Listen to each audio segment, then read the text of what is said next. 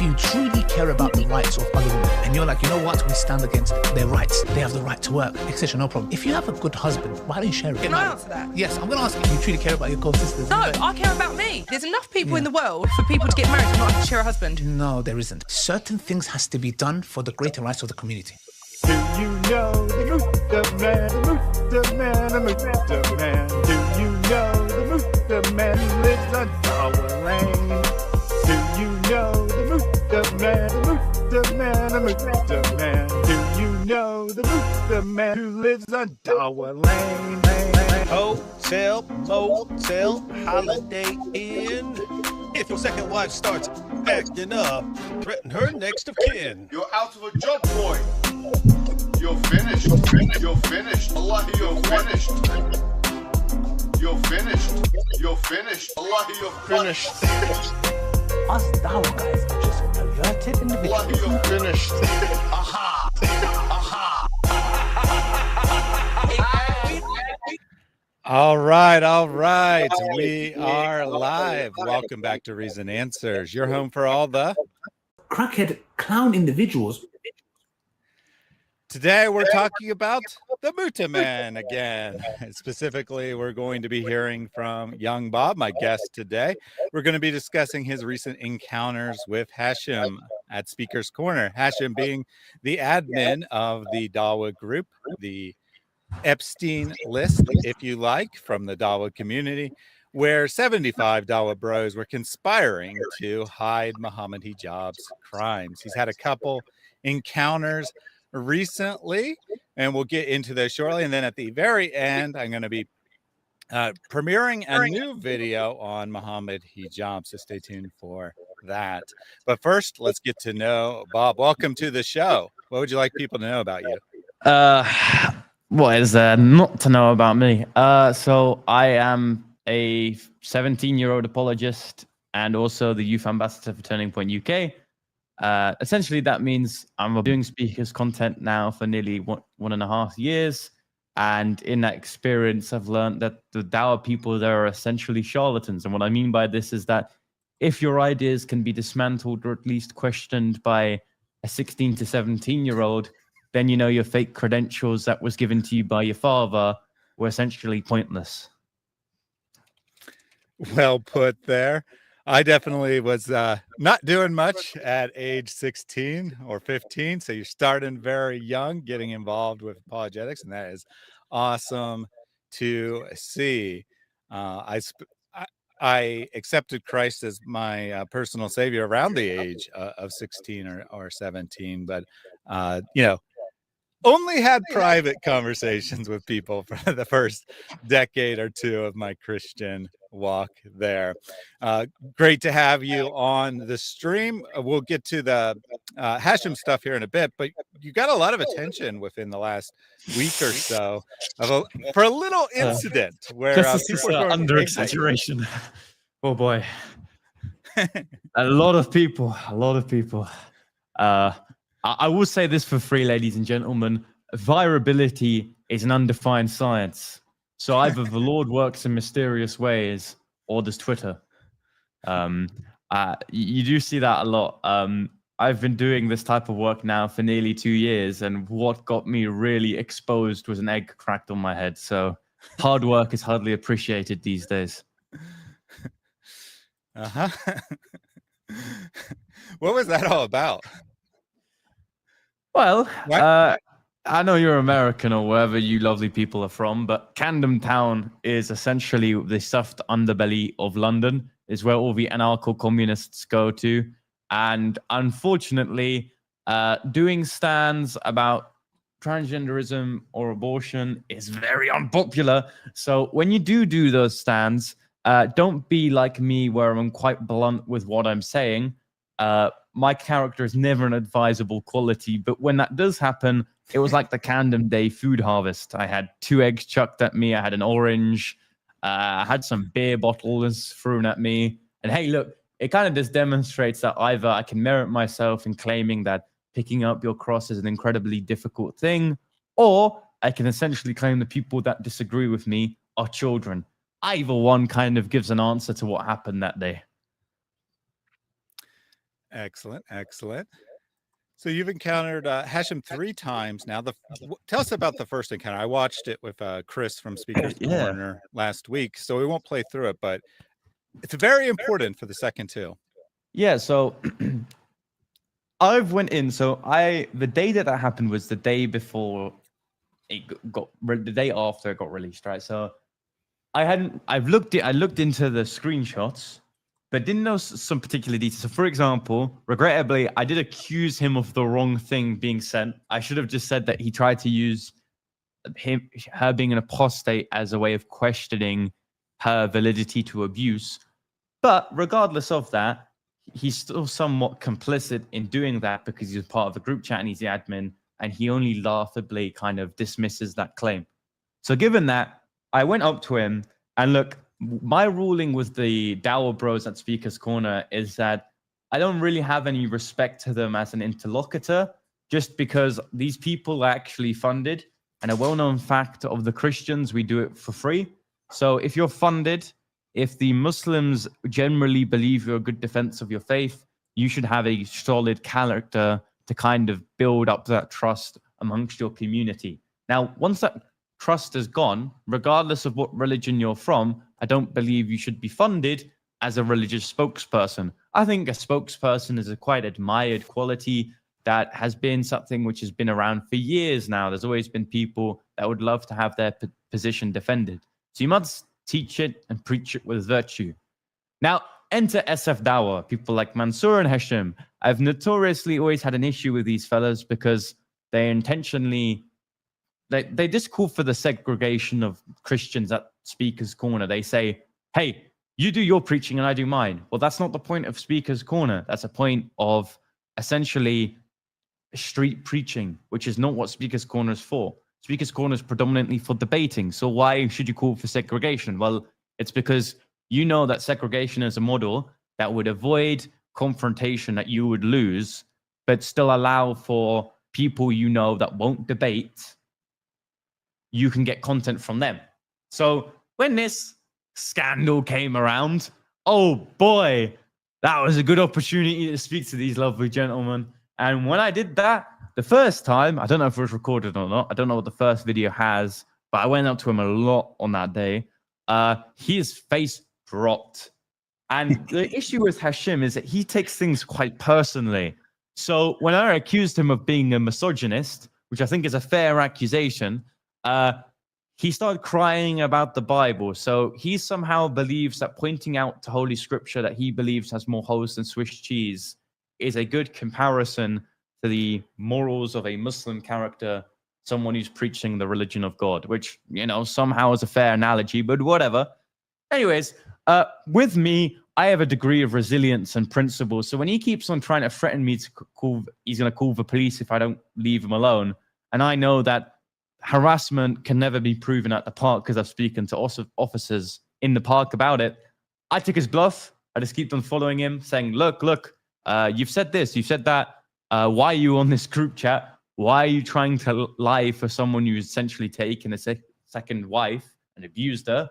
And then he got really hurt, called the police. The police knew me from the same day because Ish, Bob, and me received death threats from let's call him a nice jihadi. And I suggested that the person besides him was his boyfriend. Now, supposedly in the UK, I know everyone else has like sensible free speech policy. Suggesting that someone who wants you killed has a boyfriend is inciting racial hatred. So the police, kind of taking that as an opportunity to take me aside, tried to get me statements and tried to essentially nearly arrest me for hate speech because I had called someone a few hours before gay because he sent me a death threat. But after that, I just went back. You know, I decided, you know what? I would prefer to be arrested in response to this because, look, on a serious note aside, if people defer themselves to the police, right, it just shows that their position doesn't have any water. Like, it's essentially a child crying outside the pram. Makes no sense. Like, Speaker's Corner is a bastion of freedom of speech. We have no freedom of speech in the UK, but that's what it's for. So even if that's being attacked, the UK, Christians, heck, even the conservatives, they have absolutely nothing to stand on in terms of how we can preach the word or preach the policies that we want to preach. Too Many Mary says Muslims are a gay race now, apparently. Well, I guess so. Muhammad did kiss the nipple of a man out of respect. So yeah, so I agree, right? If he can't answer the questions and he's running from it, that just shows how weak his position is. This is someone who, I believe, in his 40s, supposedly been doing Dawah for 20 plus years, tons of experience, and he gets asked a very legitimate question, right? Why are you making these claims in this Dawah group? Why are you not calling out the behavior of hijab? And, he could have answered it various ways, but instead he's like, stop harassing me. I'll go to the police. The police will stop you from harassing me by asking me questions. Yeah, but like harassment is not that. Like, firstly, has to be on more than one occasion. And there has to be an expectation that I won't be there. Now, Speaker's Corner, and this is the thing I tell to the officers, is a place where you've opened yourself up to be debated by anyone. You're a debater by trade, and you have someone that wants to debate you. What a waste of police resources. That's like if you were a check here and someone came down your line to try to have something bought from a store. It is a complete waste of your time. And this demonstrates that the Dawah guys, firstly, they're losing credibility, because I hardly doubt you could justify someone at home watching that a 17-year-old really needs the police set on them. And secondly, it just demonstrates that selectively debating people based on who they are and not what they say just demonstrates a bad debater. I mean, look, I will admit there are some Muslims online, never at the park, some on the internet, that could have a run for my money, right? I'm not an all-knowing genie, as much as people that I'm very flattered, by the way, would suggest. But I would still debate them. Why? Because debates are firstly proving your position holds water, and secondly, you are confident that your position is true regardless of what one person says or disproves. So Hashim, don't be a coward. I'm going to keep on doing it. And I honestly don't care if you have me in the back of a police van for saying, why did you suggest that Mohammed Hijab's second wife is an apostate? Then so be it. Like, people like you at home, they're going to be saying, what an outrageous thing to do to a young child. And you're also going to be laughing at them. And then some of the Muslims, like, even if it's one, will say, mashallah, this guy sending the police on a young school kid who's just came out of school, yeah, that's not very, like, Islam of them. Maybe they should actually face the curtains, the spotlight, as it were. Mm-hmm. Yeah, and when they started that, at least the recorded portion, it might not have actually been the first time you encountered him, but the recorded portion, like, he first is like, you're not old enough to discuss a marriage, which is just like the dumbest possible thing for a Muslim. Old enough to be in one. Like, God damn. I can be in a marriage, but can't bloody talk about one. This is why probably Islamic marriages just like a kind of instantly divorceable, because they're not allowed to talk about it. Like, dear me. Mm-hmm. That's why we have Sharia courts in the UK, people. An Islamic marriage is far too difficult to deal with. If you see Mohammed Hijab bloody marrying people off at a McDonald's, and you essentially have this institution that isn't made for a long-term marriage, but is instead very easily divorceable, and in fact, that's a somehow promotable trait of Islam. Like, how many times have we seen that your ability to be divorced is something which is of virtue, and this is the reason why Islam is more virtuous than Christianity? Like we always say, Islam is very cardinal. That there is a lot of laws outwardly, as were the Pharisees, but inwardly there's no convictions of Islam. Mm-hmm. So question here from Carol, is young Bob's name really Bob? Yes, on my birth certificate, it is first name Young, second name Bob. You'll see in my driving license, once I have the ability to drive, first name Young, second name Bob. When I have children, they will be called second name Bob. I think that gives a serious answer to your question. Absolutely.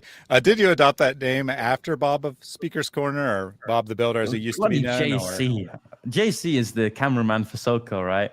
And either when he saw me, he saw money signs in his head, or he thought it was quite funny to do me in with a name that doesn't really exactly have a longevity to it, because then it's just that it means I'm in the shadows of Bob. Like, like you mentioned, I do a lot of things. I do a lot of things politically. I do a lot of things in terms of Christianity. Now, imagine how belittling it is to continue what you're doing as a somewhat of a career. It's not the things I do full time, or it's not even things I get paid to do. But imagine going around and being called Bob. Like, yep. I've been interviewed recently for what I've been doing politically by tabloids and newspapers. Now, traditionally, when you get interviewed by newspapers, you have your full name, your age, and what you do. Now, some of these news reports, it's just young Bob. So thank you, JC. He did that in response to a video of Mansour, and he saw that I had the mannerisms. And the way I learn is incredibly interesting. I just simply assume the mannerisms of the person. So that's why initially I used to exactly sound like Bob, because guess what? I was watching a lot of him at Speaker's Corner, because he's got quite a particular way of speaking there, which is quite good. But I kind of changed it a bit. Absolutely. So I do have a link to your channel in the description, as well as links to the videos, which are up on Revelation 22:13. They put in a comment earlier that a new one was posted. It says just out. I'm not sure if that's the third one I grabbed or if there is a fourth one, but either way, be sure to check out Bob's channel as well as Revelation 22:13. Before we watch through your second encounter with Hashim, which I think is very, very interesting, right? But we'll get to that in a minute. The first time someone's on the channel, I always like to ask them this question: why are you a Christian? Well, firstly, Christianity in its form of atonement is an incredibly interesting concept. So Christ being the anthropos, the whole man that comes down in his humanity. So he's a God that instead of you having to come to him, he comes to you. It's a beautiful thing. And in the way that the epistles and also later writings of the followers of Christ then go on to say, well, you give all of your anxieties, all your troubles unto the Lord. And if you believe in him, he should give you your eternal life. It's, again, a beautiful thing. It's a very compelling story that is historical, sound, and also different from the way that other religions think. Now, for our Muslim brothers, they always like to say that the simplicity of Islam is a factor towards its authenticity. Well, I think a factor towards Christianity's authenticity is just the way that it understands itself. It's incredibly unique. Like, for example, if you read a lot of contemporary writings coming from the 1st and 2nd century of pagans, they actually insulted us quite a bit in saying that we were cannibals and we worshipped idols, even though simply we were venerating the cross and taking the Eucharist in whatever way you believe it is.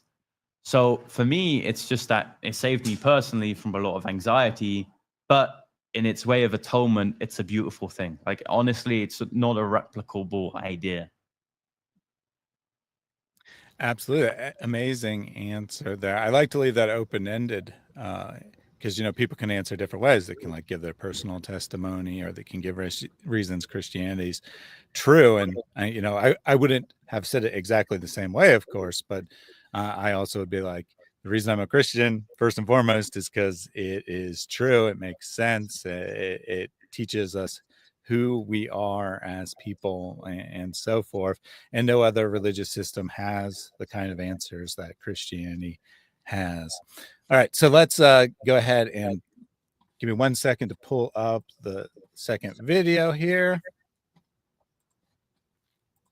This when we promote our scams we're running. Yep. I'm running Salah Plus, a limited company, supposedly a charity. I don't know, something like that. Well, we need to find scams of our own. Are you selling prayer mats? That is the no, magical carpets. The ones out of Aladdin. We tried to reverse engineer the the night journey, you know, when you. Mm-hmm. All right, so we have this encounter, which is, I believe, from 9 days ago, the Sunday prior. This is the second time that you confront Hashim here. My apologies. No, he's been accused of dodgy things, and he refused to talk to him. So at the end of what you just said, it says, if you have dishonored them, then let them go. Like how you dishonored Mohammed Hijab's second wife? Well, no, it's just that I've given him a public accusation. She was your wife, why do you dishonor her? No problem. The point is, you've shifted to a different topic. You've shifted to another topic. Hey, man. No, it's the same topic. No, it's not. It is. The topic we're talking about. The guy he's talking to is like, you keep changing the topic. Ooh. Rich. Yeah. By the way, I know these two Christians, and Hashim very obviously just went up to them, and Hashim, he doesn't have a consistent form of debate, and this is what Muslims always do. They go topic to topic to topic to topic to topic. They don't actually stick on one because they don't know how to properly syllogize their arguments. And that's a major flaw of like a debate character. Like whether you can actually continually hold on to the argument that you have, regardless of the answer being given. Because even if you're a sophist, I think you could handle debates better than Hashim. Because Hashim is very interesting. I like to call him a weak hadith because essentially his education is from all the other Dawah speakers. Like he didn't actually have one original idea in his head. Like for example, when he debated God Logic, he had a live stream responding to his debate, and Orthodox Muslim and all the other people on his panel, he essentially had to ask, like he was being so confident to attempt to ask questions on what his position is and what is the Injil, and he was getting it wrong. Like they had to correct him so many different times. He's essentially a bit of Islamic clay. Like he's just like kind of formed by all of the surrounding Dawah bros. I don't think there's actually one admirable quality in his debating skills. Yeah, so I've noticed this a lot with not just Hashim, but anyone who wants to, whether they're someone coming into the live chat or it's someone doing a street debate or whatever, as soon as like they're pushed back even slightly on whatever claim they're making, they just switch to a different claim. Like they really don't want to defend their claims for some reason, almost like they can't. But it's because like I actually think that they want Christianity to be false in such a way that it would comfort them that Islam is true. Because like we're in the West, right? The most viable positions for them are either Christianity and Islam. So they need that comfort that Christianity is false in whatever way. So they pick up basic talking points. And the reason why they move all the time is because they don't want to know that the points they're giving are trash, because then they have to face the possibility that the religion that they're dissing could be true. And it's because of the way that a Muslim mind is kind of socially engineered by a mosque or masjid or surrounding speakers of Islam, because it's a hive mind of the same thinking individuals. Like, I don't think I've ever seen a Muslim that drastically thinks different from one another in terms of debating. It's really strange. Like it's the markings of a cult. Yeah, absolutely. Like the community's arguments might shift over time, but every individual seems to kind of be bringing the same argument. It's rare that I find someone who is like actually capable of thinking and understanding the points I'm making. And I think it is conditioning, right? I don't think that Muslims are inherently stupid or something. I think that they're conditioned to, quote unquote, debate in a particular way where it's like you throw out a point, the person says something, you go to the next point. You just ignore whatever they say. You just go to your next point, whatever that may be. And I also agree that there seems to be very, very important reason to be a Muslim is because Christianity is false, which is just so silly to begin with. Like, obviously Christianity is not false, but I'm not a Christian because Hinduism is false or something, right? That wouldn't get me my religion. It's Allah's magazine, like Allah's magazine, and that's what I call the Quran, is essentially a polemic of Christianity. So like, why do you think they rely so much on us? I mean, they claim this continuity of prophets, and then in order to claim it, you must also polemicize your holy book. Like, I don't think the Christian New Testament is so polemical towards the Jews as is the Quran, because it actually tries to levy debates against them. Like, what the Christians say is that, look, essentially the Old Testament simply points to the cross, the typology of Christ, and you just think with your own passions and your inward desires, but you outwardly follow the law. Now, the Quran straight up just says, for you believe that Jesus and Mary are gods. Like, it was written in such a polemical way. And it's in such a way that you kind of have to simply argue that our understanding historically of these figures are completely wrong, and Adam, the characters within Allah's magazine, are somehow true. Indeed.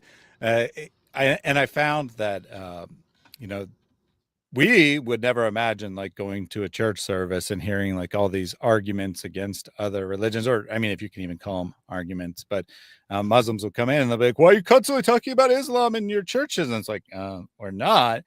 Oh, I see what's happening. You're constantly talking about Christianity in your mosque. And so you're just assuming that we're doing the same thing. Got it. And I haven't been like to a great number of things at a mosque, but I have seen probably more discussion of Christianity in a mosque than in my entire life attending church. Do you know I've got where they discussed Islam?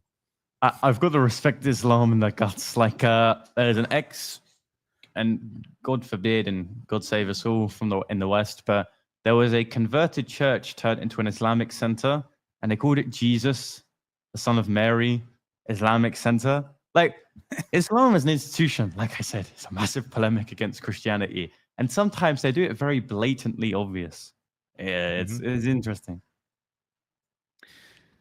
And we do have Artemis joining us. She has no comment at this time. All right, let's just going to be a second here, and then we'll start the. I don't want to call it a discussion, but you'll start confronting. All right, I'm not going to interrupt the poor discussion, but as soon as he leaves, he's done for. Sorry. So essentially, our boy Hashim here. Just yesterday, we've had lead chats of him. Do you know Mohammed Hijab's secret second wife? He tried to cover it up by accusing her of being suicidal and had mental health issues. So I keep on going to try to get to him. Just real quick, you already clarified this, but it was the accusation that she was an apostate, not that she was suicidal. That was someone else. But madman, he already clarified it. But he doesn't. He doesn't say it's false. He just says, I don't know if this is good strategy to use that. It might make her look sympathetic. Yeah, like Hashim's only word of wisdom is this practical? Which I think is hilarious. Like, and this is why I think Islam is just a massive corporation now. That's all it is. It is a corporation that's thinking, how do we further our business and what is the most practical strategy?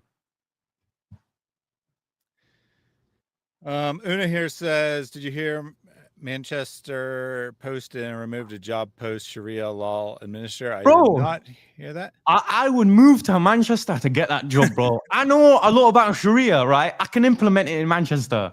Get me that job, right? I do part-time at a fast food restaurant. I'll take a government job in the Sharia, right? Sign me up. Right. Because it didn't specify what sect. So I would do some weird, funky stuff. I would introduce muta, I'll take everything abrogated and I'm abrogate it, adoptions up for grabs in Islam now in Manchester. But then the whole 5 miles, bro. All right. Cops handcuff you like. Yeah. I don't care. I will come with my question in the camera.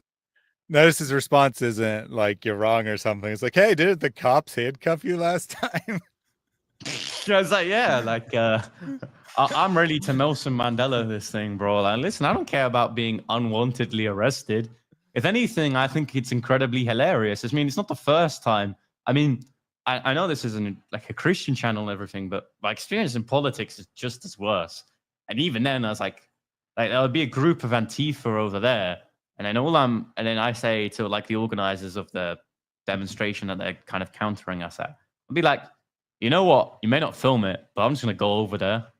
And they're like, no, don't do that. And I was like, yeah, no, I'm going to do that because, you know, I'm just kind of here as a semi-intelligent, destructive element of the corner and of conservative politics that will essentially use myself as a voice piece and also a way of opening discussion surrounding discrimination and persecution. Because this is directly in line with the police's two-tier justice system around Christians and conservative people. All right, let's continue. Yeah. Hey, do you condemn what Hashim did? And were you part of the group chat? It had 70 members of the Muslim Ummah, and I want to know why Hashim abuses women. Hashim, he abuses women. Yeah, I've got screenshots. Okay. Go and do your breaking news over there, please. No. By the way, that guy's called Ibn Baldi. We've given him a name. We've identified him. He's the, I don't know, security team and now cameraman of Hashim. And shout out to David of Speaker's Corner, but he gives funny nicknames for all of the Dawah people. So we call him Ibn Baldi. He's a interesting individual. Interesting fella. I like how he's like, you got any evidence? And you're like, yeah, I can show it to you. And he's like, okay, go away. Yeah. It's like, yeah, show your evidence to someone else, please. I don't want to see it. I don't believe you should be misogynistic towards women, unfortunately. Includes prepubescent girls, like he already You work in a McDonald's? And then in Deuteronomy, we Work should in McDonald's, shave their hair. Wait. Sleep with them. and all Don't that. concede to that. It says I can that- give a perfect it says explanation. clearly, do Yeah. not- Sorry. It says, Hashim, do not speak to the audience, especially go about away, women. go away. Because you abuse Go women. on. Hey, by the way, dog, come here. Yeah. I remember we joined your line. Record this dog. Yeah, Hashim. Come, dog. Yeah, absolutely. Doggy, Is that how you treat women? I do. But listen, man, if I'm a dog for like chasing up women abusers, you can call me Bob Branson on How to Catch a Dawah Predator. And you can call me a dog all you want. Like, I don't know, man.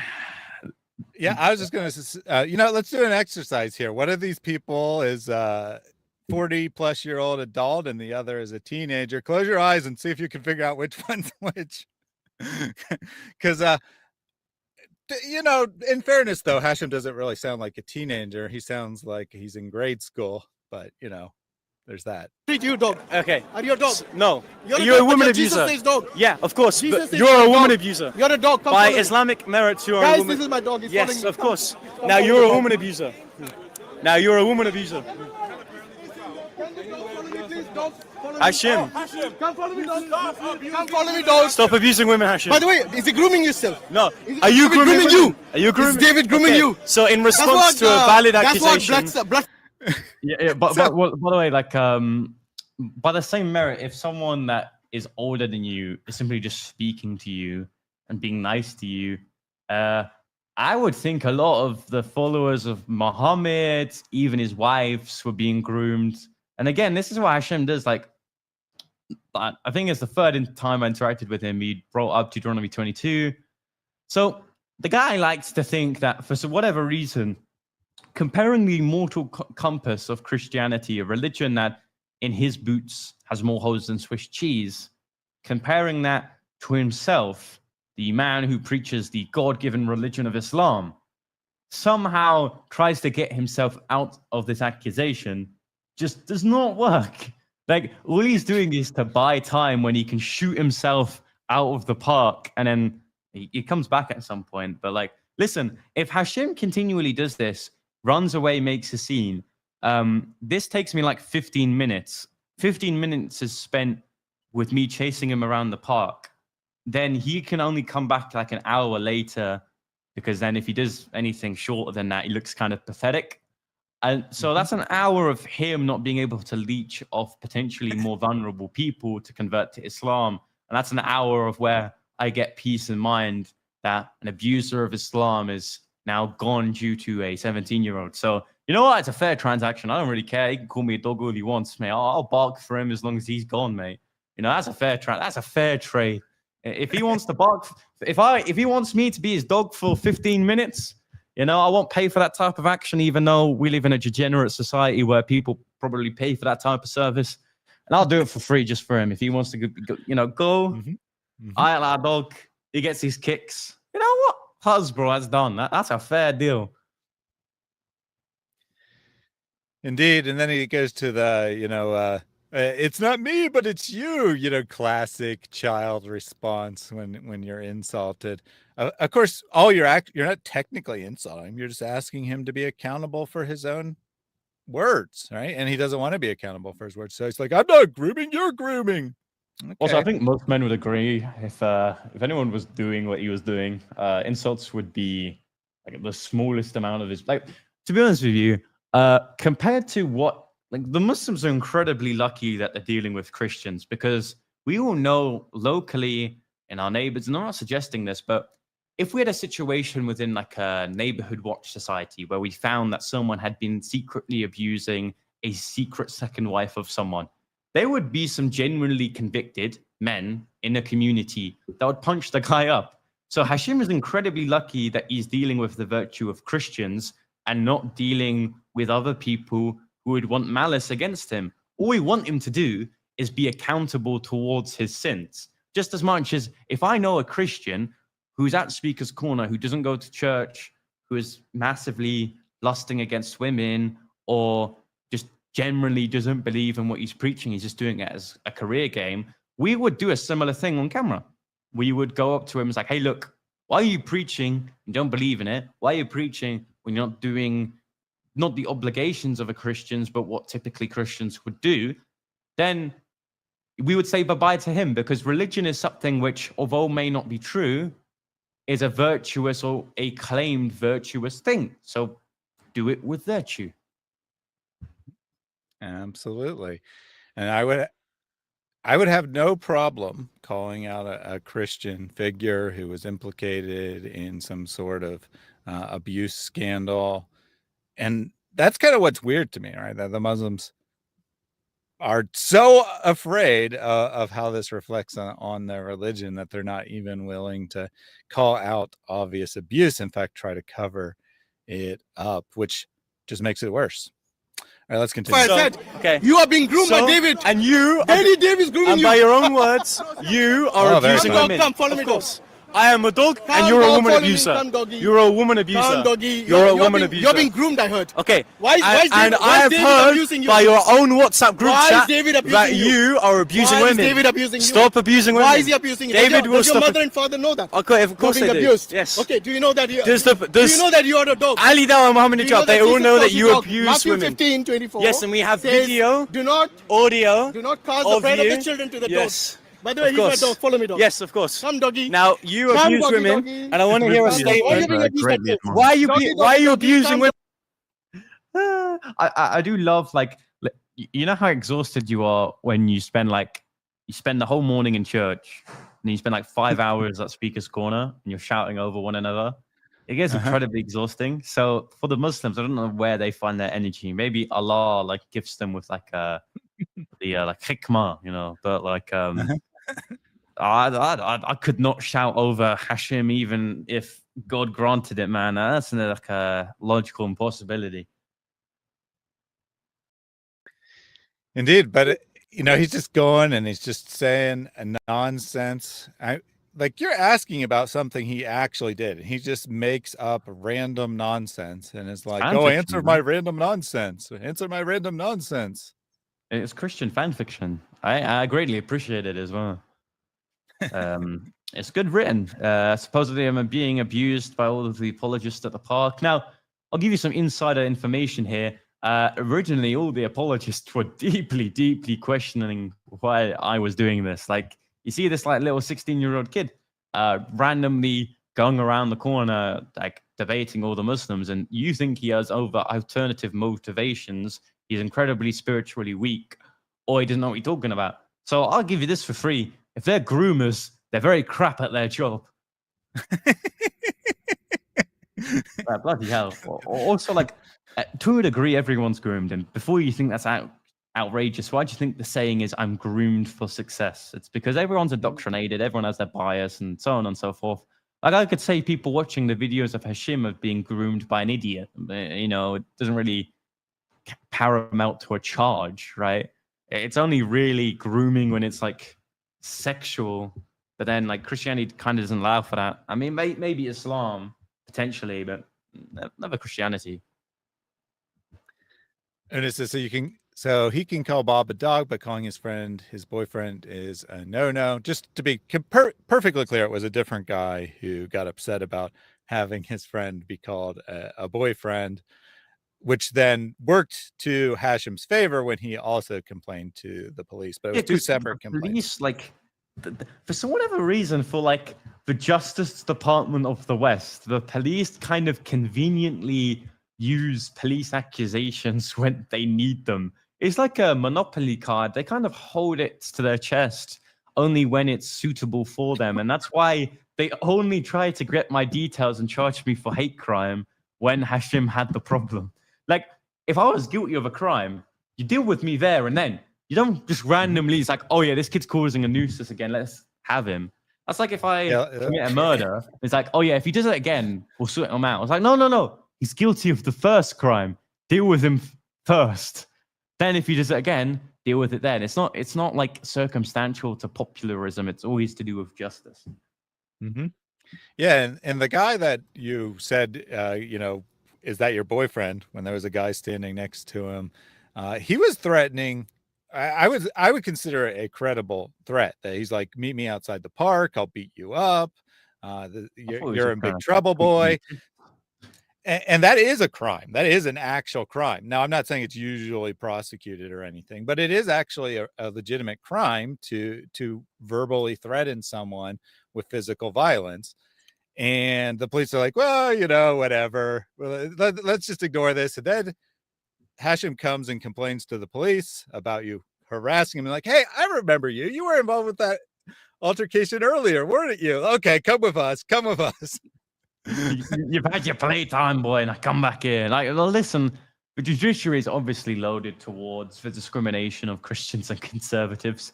I have no idea why the police work in this way. It's most likely because policing is done top down instead of down top. It's not done on a local level. So these officers were probably out of district. They weren't in the local area. They have no local knowledge. And even now, I've seen certainly a transition from police, because there's always a police presence prior to like 7 o'clock in Speaker's Corner. And they have always been lifetime veterans of the park. Now, very recently, I've noticed that the police officers now at the park have never been to Speaker's Corner. They don't know how it works. And that's why we're currently seeing problems. Yeah, Chris told me last week when I had him on to discuss Speaker's Corner and whatnot that they recently changed from like the Royal Police Force or something that was like specially assigned to Speaker's Corner to just using random ordinary police officers. So you get like different people each week probably. And people are afraid that this would create a big problem because they don't understand the culture of Speaker's Corner. And it seems that you're saying that is the case. Thank you, Sadiq Khan. We love our Muslim mayor of London. Thank you. Absolutely. All right, let's continue on. We'll have like another 100 or so times of you being called a dog. Doggy. You're a misogynist. Doggy. Are you telling me or not telling me? Are you telling? Oh, is that the Nigerian accent of him? Yes. By the way, this guy here. So we have he's my WhatsApp. dog. We have He follows me wherever I screenshots. go. You want you to speak to him? Yes. Sorry, no, I don't want to. Suraj, So I are you want your forcing him? response. This is called We have WhatsApp group harassment. chats. Are you forcing No, harassment? so we have screenshots of Hashim Is he not following me? attempting to cover up Mohammed not Hijab's following me. secret second No, wife. it doesn't matter. Well, yeah, hold on. No. So we now got Siraj entering the Siraj. equation here. Hashim ran into someone who could save him from the horrible dog attacking him. I would like to think that he kind of saw in his head a silhouette of a big built Muslim. And then here comes the 4'4" little stubby Siraj kind of just walking, waddling towards him. Now, Siraj is weird. I kind of have a weird respect for him because although he has this demented form of justice in his mind, and that's why he believes that if for whatever reason Hashim, who debates supposedly anyone, withdraws consent to deal with a public accusation, that somehow gives him some grounds to kind of call the bat signal, and Siraj kind of swoops in Gotham and it kind of sorts me out. But look, if he does believe in some sort of fair justice in Speaker's Corner, let him deal with the accusation. I mean, if it's so provably false, I mean, even like when it comes to like metadata, like text messages, you could very easily claim to the camera it's fabricated. So you could argue some like loaded smear campaign against you. You could argue that that wasn't you because all they would have is a phone number related to a name. They could claim that's not your number. They could claim that you didn't write those messages. There's just so many alternative routes that you could go besides from, nope, I'm not going to speak to you. And he doesn't publicly respond to this at all anywhere. Why not? Like, there either has to be a hiatus where you don't go to Speaker's Corner, which you're obviously not going to do, or you have to give some sort of dodgy story that explains away what has happened. But they're not doing neither. And if they're not doing neither, that gives me the complete opportunistic point to then go up to you every time I'm there at the corner. And this, for whatever reason, will avoid the dawah. Now, I'm planning a strike against this fellow. He's not going to have one day at Speaker's Corner where he doesn't go and he doesn't receive me asking him the question, why are you a misogynist? And he said to me this week, I don't know, it's not been out yet. And he said to me, we can have this private discussion, then you can leave me aside. No, what we're going to do is publicly a discussion on why you believe Christianity is false and you facing your accusations, because then I can do two birds with one stone, disprove that you're a good debater against Christianity and also disprove the notion that you're a good Muslim. And then he says, no, I'm not doing that, and then runs away and tries to call the police, then doesn't do it, then like stays next to the police van for the rest of the day, then goes home with, and it was really tragic. He was like, come Mansour, we're going home now. He's like collecting him as if he was his child. And it was the most pathetic thing I've ever seen in my life. Like, this is a pretty grown man. He's got a semi-pubic beard and you're telling him, come on, Mansour, let's go home together. I was like, what do you need to hold his hand where you walk down Edgware Road? Like, the Muslims are funny. There's a reason why they've stayed there for like 15 years. They have no social skills or life.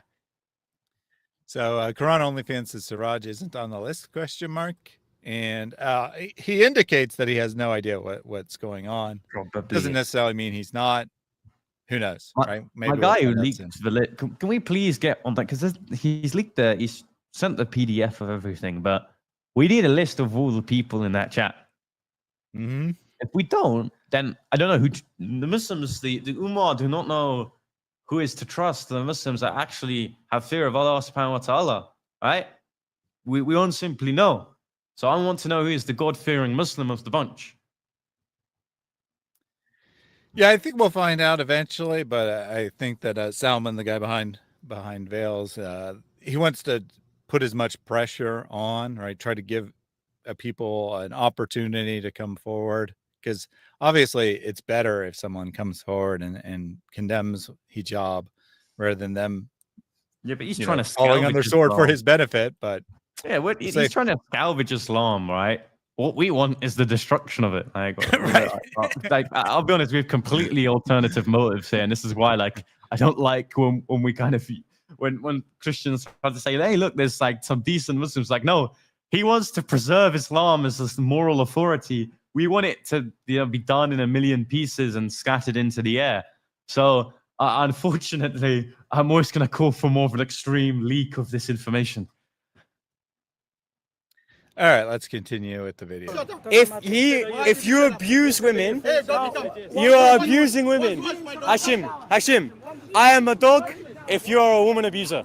Because we have seen on that group chat that you're abusive towards women. Watch my dog follow me, by the way. Yes, of course. So, Hashim, I am adamant for you to not have dawah because it is absolutely disgusting. I'm looking at my dog following me. Yes.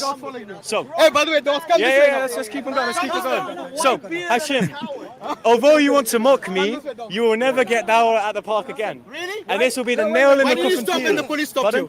Why did the police stop? I didn't stop. I was doing a speech and I was trying to galvanize the public to like get rid of hate speech law. What are you talking about? Listen, everything you do, and this is highly the case, everything you say or do to me is just going to, I'm a kid, right? I don't know, I have ADHD or some sort of like social like problems with me. The more you do to me, the more you're going to get back. All you've done is enthusiastically got me towards defending the faith more, towards having more activism towards freedom of speech laws, and also to not academically attack Islam, but also to socially attack it in terms of the figures that kind of preach it. So, listen, Hashim, the more you call me a dog, the more this dog's going to bark at your back, my friend. Absolutely. And we got Kay here, which I assume is probably a Muslim. You're all pagans. It sucks to be you. Okay. The etymology of paganism is. Let me quickly give it to him. Etymology of paganism, is coined by Christians to mean anything outside of Christianity. You are a pagan by the etymology of the word. Thank you. Thank you very much. Thank you. Good night. Yeah, I was going to say, this isn't a Muslim chat here, Kay. We don't bow down and worship stones unlike you. Oh, we don't.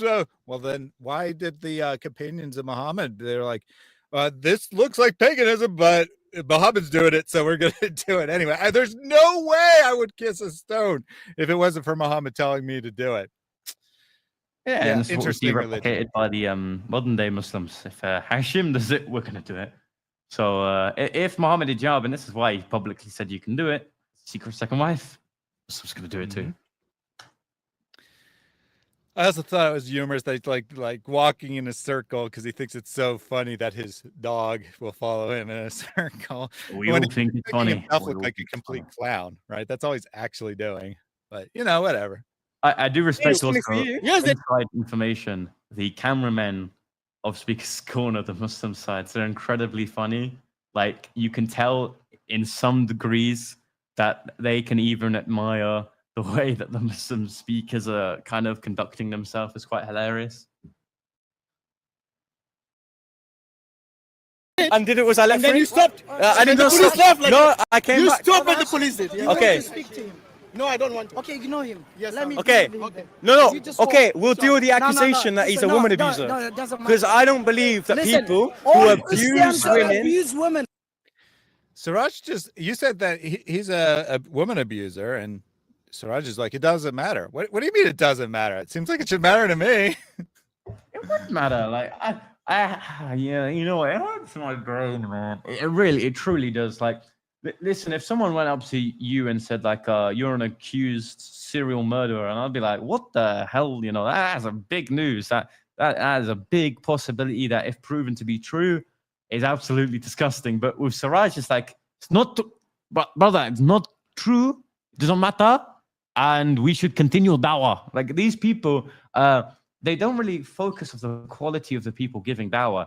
They have this poor strategy, and it's like in war, if imagine two enemies were entrenched, the Muslim side is essentially sending as many people as possible to no man's land to get the other side, even though they're getting butchered severely. I think that's a very good synopsis of the way that Muslims are conducting themselves at Speaker's Corner. Just like shit out as many low quality Muslims as humanly possible, and we'll see what happens. Okay, You born then outside harass them. Warlock. Why did you born outside Warlock? Wait, if you find me, Why did you born outside find me- Warlock? Your dad abused your mom. Okay. You born outside Okay. Warlock. Bastard. So now we just got another random accusation for no reason whatsoever that your dad abused your mom and/or you were born outside of wedlock, as if somehow that would. First of all, he's just making it up, right? He has zero evidence of that. And then second, like, they've got a Young Bob fan fiction in their Muslim stores and there's Islamic centers, and they've took a read, and supposedly I must have a very tragic life. Like, you know what? Everyone at the Muslim center should give me a round of applause, because I have, traveled through such challenges in my life. I have gone through abuse in my family for whatever reason. That's not true. I was born out of wedlock. I was then groomed by all the Christians to have my life on the line. I have, gone through so much, man. I should write an autobiography about this nonsense. You know what? If I was part of Isnad, I would be very sahih. Absolutely. So, and even if that was somehow true, which again, he's just totally making it up out of nowhere, kind of shows the level of their argument, right? If they're just willing to make up anything at any time, why should we believe them about what they say about Islam? But also, what would that have to do with anything, right? It wouldn't. One, it wouldn't reflect on you, and two, it wouldn't excuse the behavior of Hashim or Mohammed Hijab. So I'm not quite sure why they think this is a good strategy to make, but I guess they got nothing else, right? When you don't have any truth, you just go to whatever random lie you find. Yeah. Now the Muslims your hold to the point? same Christian No, standards I'm as the dealing Christians. with him. Just Okay, deal with me. so Okay, I'm gonna say Hashim, the- why do you abuse women? Use this word. Answer the question. your dad abused We have your mother? screenshots of Why you your being an admin and you being complicit By in the way, the are these abuse of Christian women. dogs? Yes, of course. So, Hashim, I want By the way, the you. dogs are still following I want me. you Come, to- dogs, follow me. Yeah. My dogs come follow me. Yes. My dog, come in. Yes. I am a dog for Christianity if you're a woman abuser for Islam. I'm not. Yes. Okay. you admit it. I'm not a dog because you abuse women. Look, he responded, sort of. He said, I'm not. Yeah, at least he finally got to the accusation. I mean, lie, defame, libel, then respond to the accusation. It's a very notoriously well put strategy that the Muslim Dawah bros will try to do. Because if I'm a worthless piece of nobody who abuses women, I guess I'm going to put you on the same level. Mhm. I mean, maybe they're getting the understanding of Christianity that we're all sinners. Because, you know, I think they're That's finally true. getting it. They're finally understanding. Figuring it out. You accused a woman of being suicidal in response to an accusation of hijab having a secret second wife. Are you okay, man? Of course I asking am. you. I'm asking Okay, you. why are you Why would following you him? support? He doesn't want to Why speak do to you you. support a Why? woman abuser? Where's your dad? Why do you your support a dad? woman abuser? Do you support your Why dad? do you support a No, woman do you abuser? support your dad? Why do you support a No, woman answer. abuser? Do you support your It's the dad? most random crap you could ever make up on the planet. Like, I tried to ask an accusation of a Dawah bro, and it's like, frick, how do I respond? Where's your dad? Like, seriously, should we ask, like, Ibn Bodhi behind there, like, where his dad is? Or maybe where Siraj's father is, because maybe, I think maybe it's just they're jealous and they're missing a lot of father figures in their life. You know, Allah wasn't really present in their young upbringing. So...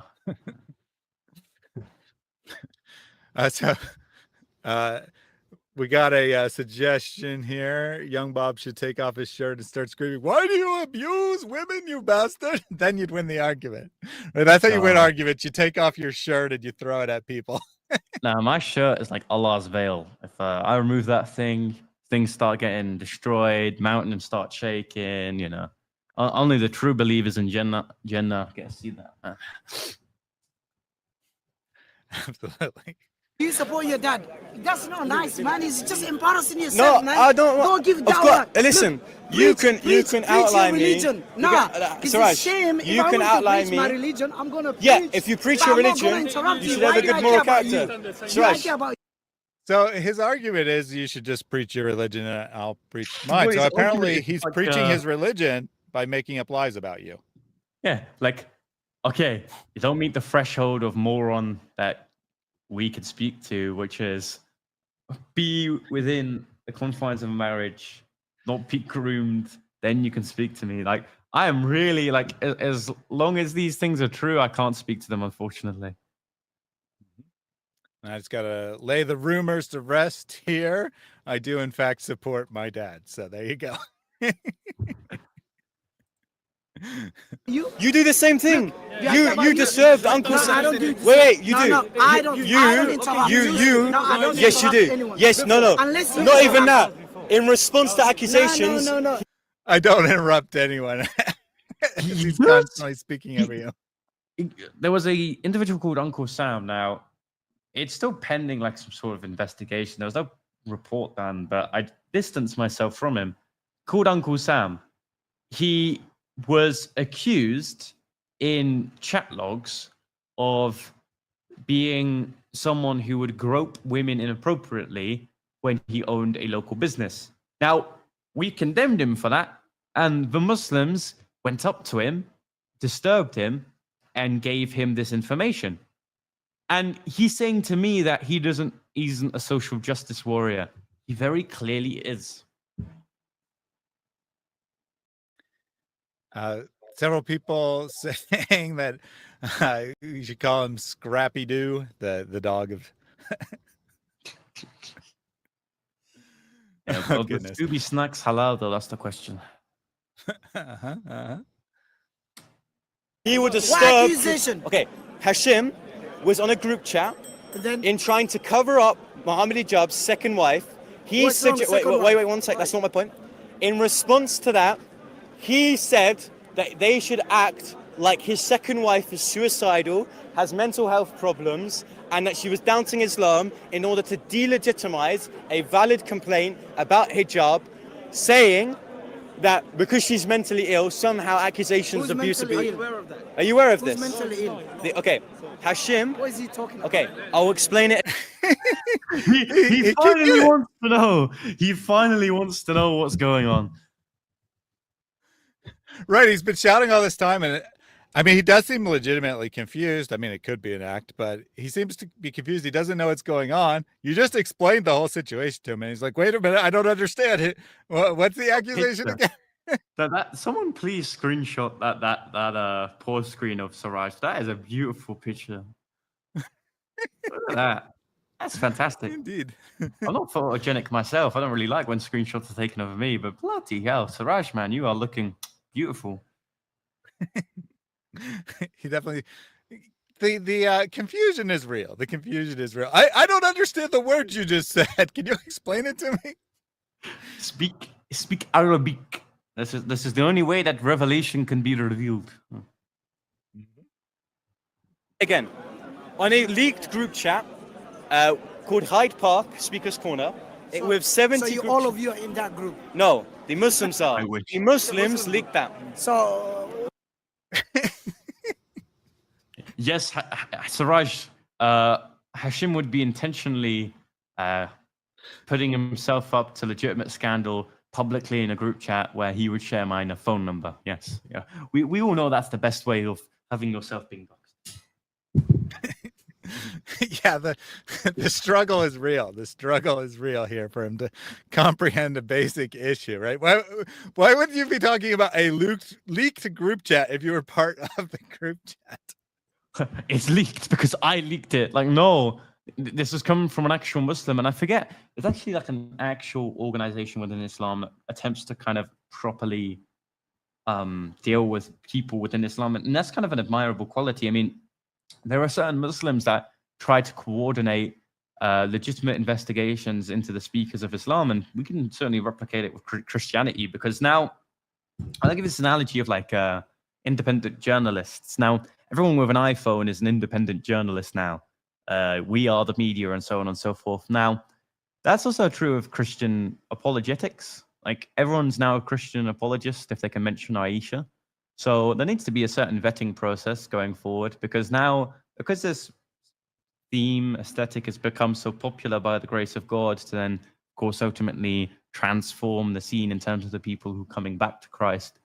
We're now seeing that apologetics, which is always a very selective vocation given to us by God, is now being supposedly called upon by everyone. And we know that saying, of course, God doesn't need us to defend his faith, but now everyone's coming out of the woodworks and claiming to be the ones to defend it. So like the Muslims, in some degree, we should kind of adopt some self-vetting process. And that's why I can be kind of self-critical of both us and them. All right, let's see if he ever figures this out. are you in the group? No, a Muslim leaked this chat. What chat is that? I don't know. I can show you the He's just video. saying crap. He's just saying crap. I'm not saying He's crap. just saying crap. Wait. So he still doesn't even understand what you're saying, but he's already concluded that it's crap. I don't know what you're talking about, so it must be a lie. It must be made up. This is a fabrication. I imagine this is when, like, this is probably the response where the Muslims received the first ayah of every surah. You know, the ones that just don't make any plain English, like Kilif Lam Leen. I imagine this is what, like, the Muslims were saying to Muhammad at his time. Like, he would be revealing this, and it's like, what crap is this, man? Like, well, we don't even understand what this guy's saying. Better write it down. Better write it down. You know, write this down, man. This is some good nog, you know. We don't know what it means, but future generations surely will. And we don't know to this day what these verses mean. Nor do we know the motivations of the Muslims. Difficult thing. Yeah, well, Islam that's the thing with the Quran. You're not supposed to understand it. You're supposed to just recite it, and then you get magical benefits from the magic spells that make up the words. You don't have to know what the words mean. They can be just random gibberish, and you get the magic spell benefit. Oh, yeah. This is why Allah, although only understanding the Arabic, will allow you to recite in different languages, although that isn't the Quran. So. I don't know. I think the Quran is not meant to be understood as literal. Like, I just think it's an anthology of poems, to be honest with you. That's the only way that the Quran would make sense for me. It's an anthology of poems. That's sensible. If it isn't, I don't know what it is. Because these Muslims that try to read the plain reading of the text, golly, they will have a difficult problem. Indeed. The early Muslim scholars would say, the text can mean the exact opposite of what the words on the page say. You just don't have any idea what it's supposed to mean. It is miracles. The Islam is so confusing. The words don't even need to relate to its common meaning. Exactly. It's just a random collection of sounds. It's like the Muslims who will affirm. We affirm 100% that Allah has two hands. Well, what do we know about? We can't say anything about that. The word is totally without meaning, but we affirm that he has two hands. Imagine if you were a politician. Or that he descends each night for prayers or whatever, right? They'll say, we affirm the words, but they don't mean anything. Like, a politician goes up to you and says, like, a very controversial policy, like, I don't know, we're going to starve school children. And, like, the PR team just says in response, yeah, we can only affirm this policy. We can't affirm the consequence, meaning, or general effect of this policy. You would say, that you are crazy. You obviously know what this means. To say that Allah has two right hands, but we either don't know how he possesses them, don't know the meaning of the hands, or it is like hands that we don't know of, is right semantically reduced to Allah has literally nothing. Allah has blah, blah, blah. And this is why... And very quickly, because I'm a young person, right? The amount of times on social media we have the paid Saudi Arabia actors to say, MashaAllah, I'm a reverted Muslim from Islam in the West because I read the Holy Quran. They're talking utter nonsense. They've never looked Islam outside of the TikTok videos that they've watched of their favorite content creators. Because I'll tell you, I very honestly looked at Islam 2 summers ago with a legitimate look. I looked at the book. I looked at what it teached. And all I could tell you is that I just don't understand how people can take this seriously. Like, I understand the way that people try to read out the contradictions, although it's incredibly special pleading, selective, and slightly dishonest. But I just can't understand, like, how you believe this nonsense. You have to actually have your mind set back in the 7th century. Like, there would be no software updates in your mind in order for you to actually believe this religion is true. You have this prophet with very obvious 7th century set of morals that teaches something that none of the Jews or Christians believed at the time, that affirmed scriptures that he describes in such a way that means that the books that he's affirming don't exist historically, but do actually refer back to what the Christians follow, which ultimately contradict Islam. He has a God which is either an amputee or a mutant of some kind that for whatever reason is selectively limited in certain ways, like having a son, it must be created, or not being able to incarnate into a physical form. Then the Holy Book, which is for the whole of mankind, is supposedly critiquing the positions of Jews and Christians and the Sabians, or whatever they believed in. And that for whatever reason, we don't know the followers of Isa, even though we so heavily focus on the followers of Muhammad. And the biggest thing for me is just like the liturgical practices of the church. Now, if the Shahada was a historical thing done by the early Muslims, what the hell was baptism? We know in the Dedicate they were doing it. So what was baptism representing? So like for me, I know I'm going on a tangent here, ladies and gentlemen, but like how anyone could take this religion seriously is beyond me. Yeah. I would venture that there's probably never been a person in the history of the world who converted to Islam because they read the Quran and they just thought it was clearly from God, clearly evidence. And throughout Christian history, when Christian missionaries would move into a new area, the top priority would be translating the scriptures into the vernacular, because they believed that the word of God had power. And Saudi Arabia saw that, this is one of the main ways to spread Christianity is to translate the scriptures. So in like the 80s, 90s, they put tons and tons of money behind translating the Quran into all these languages. And then they discovered that what was happening is Muslims, the people who are already Muslims in those countries were reading it and they're like, this is the crap I've been following. Well, I thought this was beautiful when it was in Arabic and it was something I had no comprehension of what was being said. This is incoherent, rambling nonsense. It's the worst literature I've ever read in my life. And, they kind of de-emphasize translation now. It's like the Multizilites. They have a similar story. So what happens with them is that our Greek pagan philosophy comes into and is translated into Arabic. The Multizilites, of course, the Shia Sunnis, and they get hold of some philosophical understanding. They read it and it's like, we really can't affirm that Allah's word is uncreated or eternal, hey? And then they kind of just like try to kill all the mainline Sunnis for what they believe in, and then they just get persecuted into non-existence.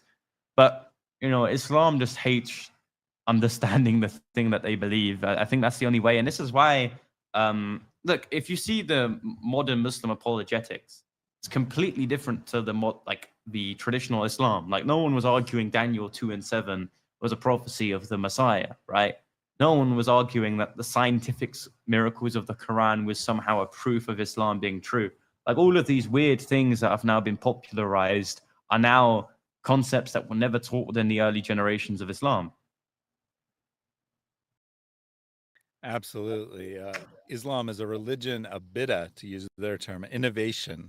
They've constantly changed what's the emphasis is. They've added doctrines. They've changed doctrines. The one prophecy, right? The one prophecy that Muhammad got right is that after the first 3 generations, no one would be following the same Islam he taught anymore. All right, let's continue here. You don't have any evidence. Why are you saying it's crap? Are you against abusing women? Wait. Are you against? Yes, we do. We have screenshots. No, wait. Wait. Yes, are of you course. against? Is Islam against Are you that? against? I'm asking you as a women, Muslim. Yes or no? Okay. Yes, of course. Yes. Okay. Why you're not against your dad? Why? Because your dad slept with your mom outside wedlock. No, she didn't. And it's haram. When did she? No, she didn't. Yes, yours. So he for a second there he was thinking, right? For a second there he did the haram and he was actually thinking. It was like, okay, maybe he has a point. No, never mind. Let me just go back to my ridiculous accusations. Yeah.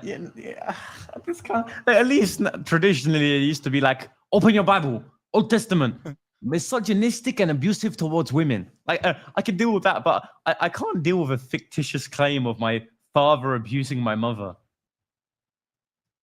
Mm-hmm. For real. Like, it's like, that's a good point. Like, they used to, they never answered the questions, but they at least used to jump to the Bible, right? They used to be like, well, what about it? This is the Bible. But now it's like, I'm just going to make up random crap and make you defend against that. It's like when the Muslims say, oh, there were like photo-Islamic Christians at the time of Isa. History is difficult to prove, therefore you can't disprove these groups actually existed. Therefore, we have to deal with this like remarkably ridiculous claim of these non-existent people existing at the time. So I think what happens is that Islam, in order to win, has to fabricate a situation that is very difficult to disprove. Yep, that's true. All right, so let's continue on. No, Master, prove me wrong. Show me. How am I supposed to prove that? Yes, because wrong? I know Christians do not marry. No, Christians do not marry. We know this for a fact. Christians, well, my parents aren't Christian. Christians don't marry, huh, Siraj? I got a wedding ring on right here, so Yeah, and also like, do they even say like, what happens to the Muslims that marry Christians? Mm-hmm. I guess they don't exist. Like what the hell? I know this is true because no Christians ever get married. What He's the probably hell? maybe like a Christian woman rejected him. I don't know. Maybe. He's a bit upset. Sleep together. Well, my parents as are. in boyfriend and girlfriend, majority of them, and then they He's a marry scam. later. Yes. So in Prove that response, you're not bastard. well, I can't, and nor are my parents Okay, Christian. prove that your parents gave you birth, Without- you born without leaking my personal under information, I marriage. can't. You never born. That's not something bad. Well, am I supposed to leak my personal It's not something information? bad. It's not something bad. Hey. He's You need to bring your birth certificate and your parents' I want your birth marriage certificate. certificate. I want your passport. I want your social security number. I want your credit card information. Then we'll confirm it. Then we ruin your life. Then you never come here again. Easy. Yeah, I mean, what a ridiculous claim, right? Just out of nowhere. Oh, you showed me your birth certificate and your parents' wedding certificate. Well, then I've proven my point. No, you're just proving that you're a moron. Where's Hashim? he slept with his mother Okay, without. we're gonna go back to Hashim because I don't feel like he should be doing dawah. Yes. Because without leaking my personal information, I can't. Now where? Hey, now who's the dog? I guess it's Siraj now because he's following you around, right? Yeah, it's a dog world out there, man. Okay, so honestly, what is Siraj's point? He doesn't have one. He's just trying to distract and waste time. Like, I don't even think that he thinks he has a point. I think he's literally just trying to waste time. Trying to buy Here's time. Hashim. Hey, what's going on here? Hashim! Hashim, you're a coward. You're hiding behind. You're hiding behind him He and born Hashim. outside marriage. Oh, is he? So No. his dad Is it the abused- milkman? his dad Is it the abused- milkman? his No. dad So Siraj repeats his nonsense, and Hashim immediately jumps on it. Oh, that's the case. Okay, He's a I'll use that milkman, too. but can't pronounce the word M. But by the way, that's why we if you watch the old God Logic video, if you noticed before, I said, "Is it tel or not tel?" It's because we now joke with him in his ridiculous way that he handled his discussion with God Logic. In is it a tel or not tel? And look, we slowly rub off at him, and the best way to deal with people who won't have discussions with us is kind of, you're not going to debate with us because you've chose not to. Again, we're not the ones deciding not to debate like actual adults. They are. So might as well play the same game at them by like joking at whenever they do debate and get destroyed. Because if they can emotionally break down, it delegitimizes their character even further. For me, anyways. Absolutely. abused his mother. Who's your daddy? Who's His yours? dad Who's your daddy? Last time you abused said his mother. the guy is the African dad. Pardon? Your Who's your dad- dad? My dad is Who's your a dad, wonderful bro? man. Who's your dad? He's a wonderful man. Who's your dad? He's a wonderful man. Yeah, go away, man. No, Go that way. I refuse. Go away. There's no need to push me. I'm not pushing, I'm trying to turn You around. clearly are.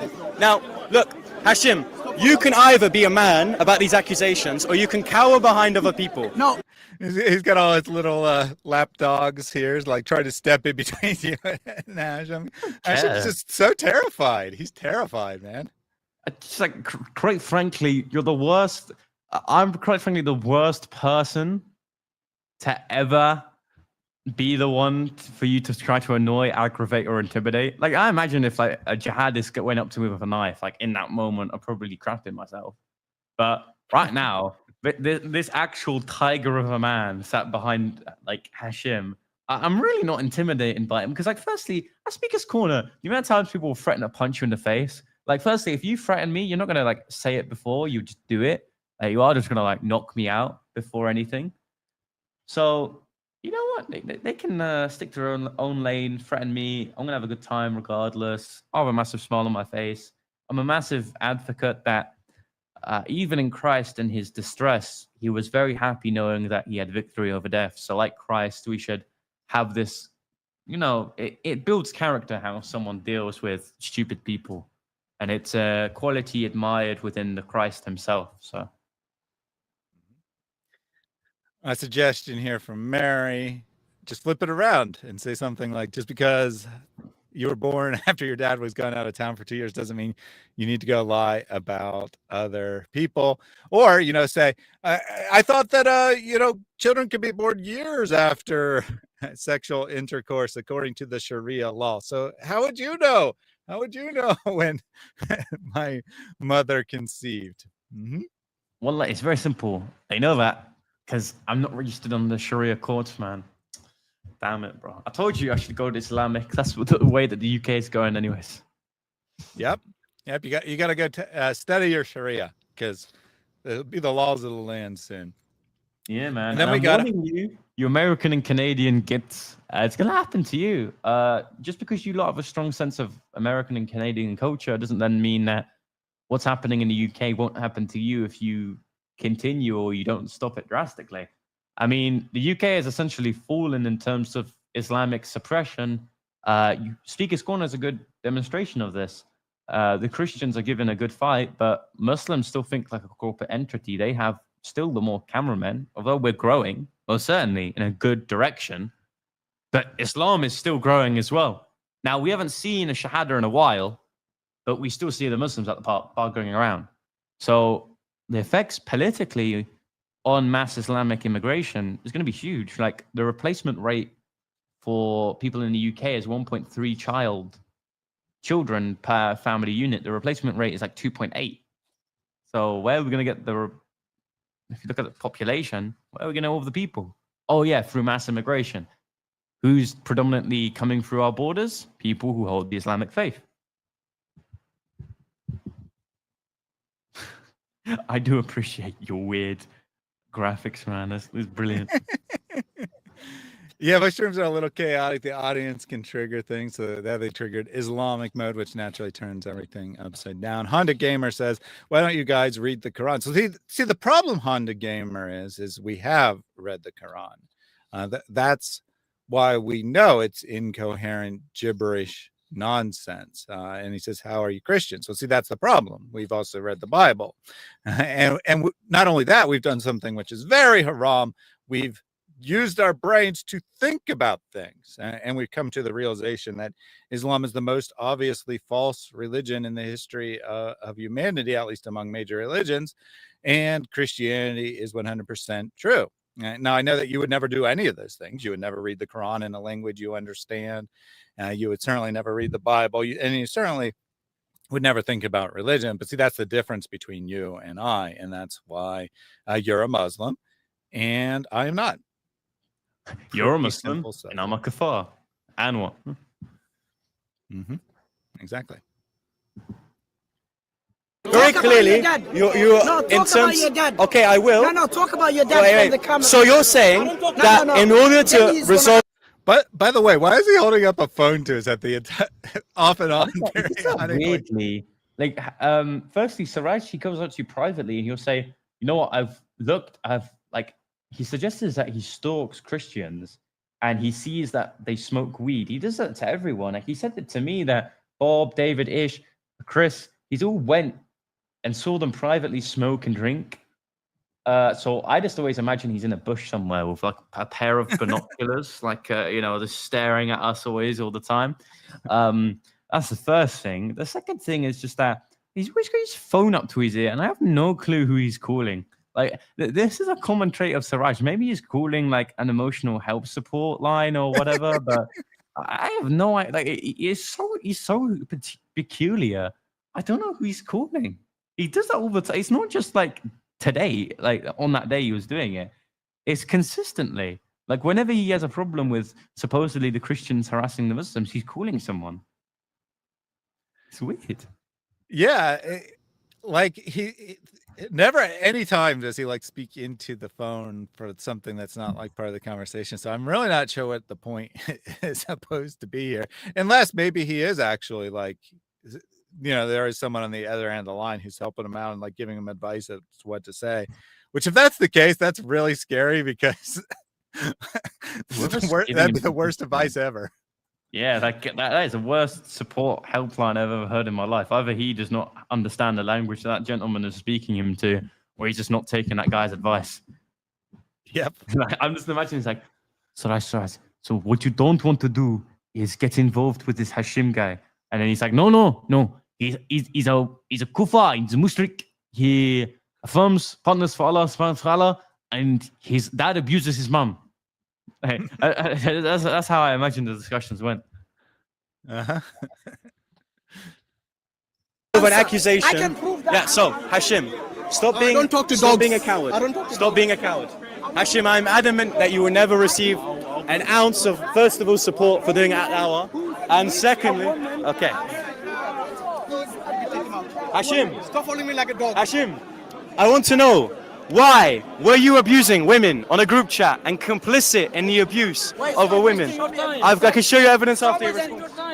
Hey, listen, Hashim. Just shut up. Don't Go away. No. Go away. No. Dogs. No. Dogs. I want to know. First find out who your dad is. Okay.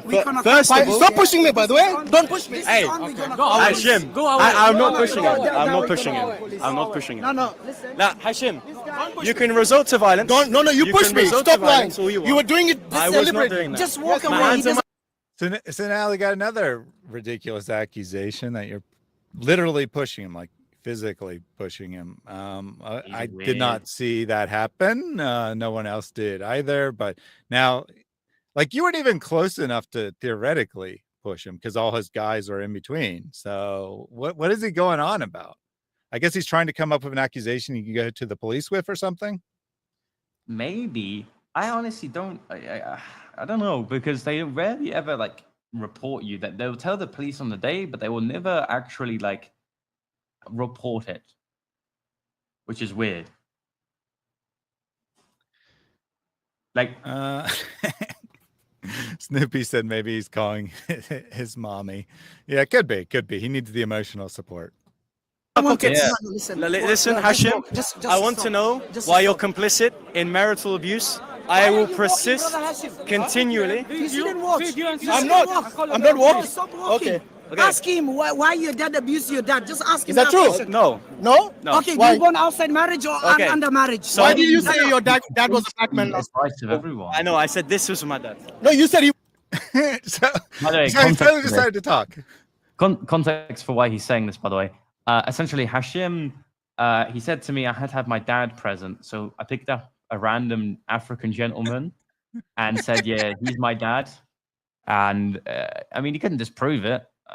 You know, I look very black. So unfortunately, Exactly. I'm just pulling out like why I lied. It's like, listen, like just as much as a house is wherever a man lays his hat, a father is whoever mentors a poor fella. And I think he was doing quite good mentoring. So you never know, man.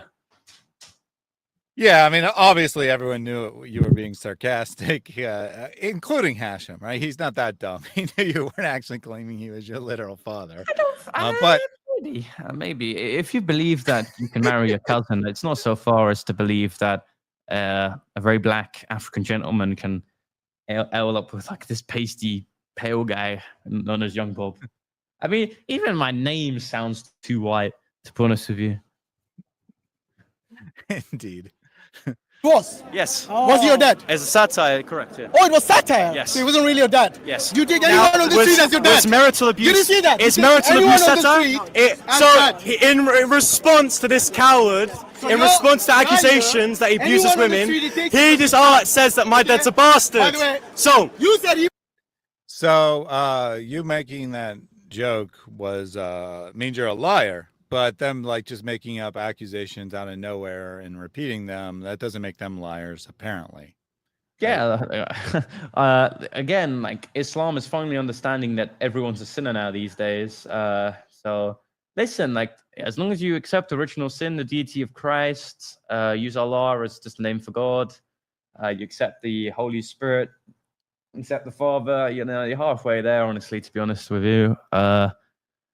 You know, like, you might as well be Christian, to be honest with you. And to be honest, if he is a Christian and you just get dunked, all his mortal sin is forgiven up to that point, right? That's why Paul says that when you are dunked in the water, you die with Christ, and when you are risen, you were born again. So this is why I think Hashim really needs a baptism because,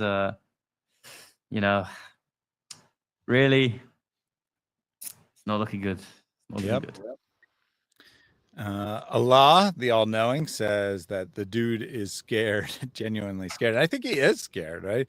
This is Allah speaking. He's running away.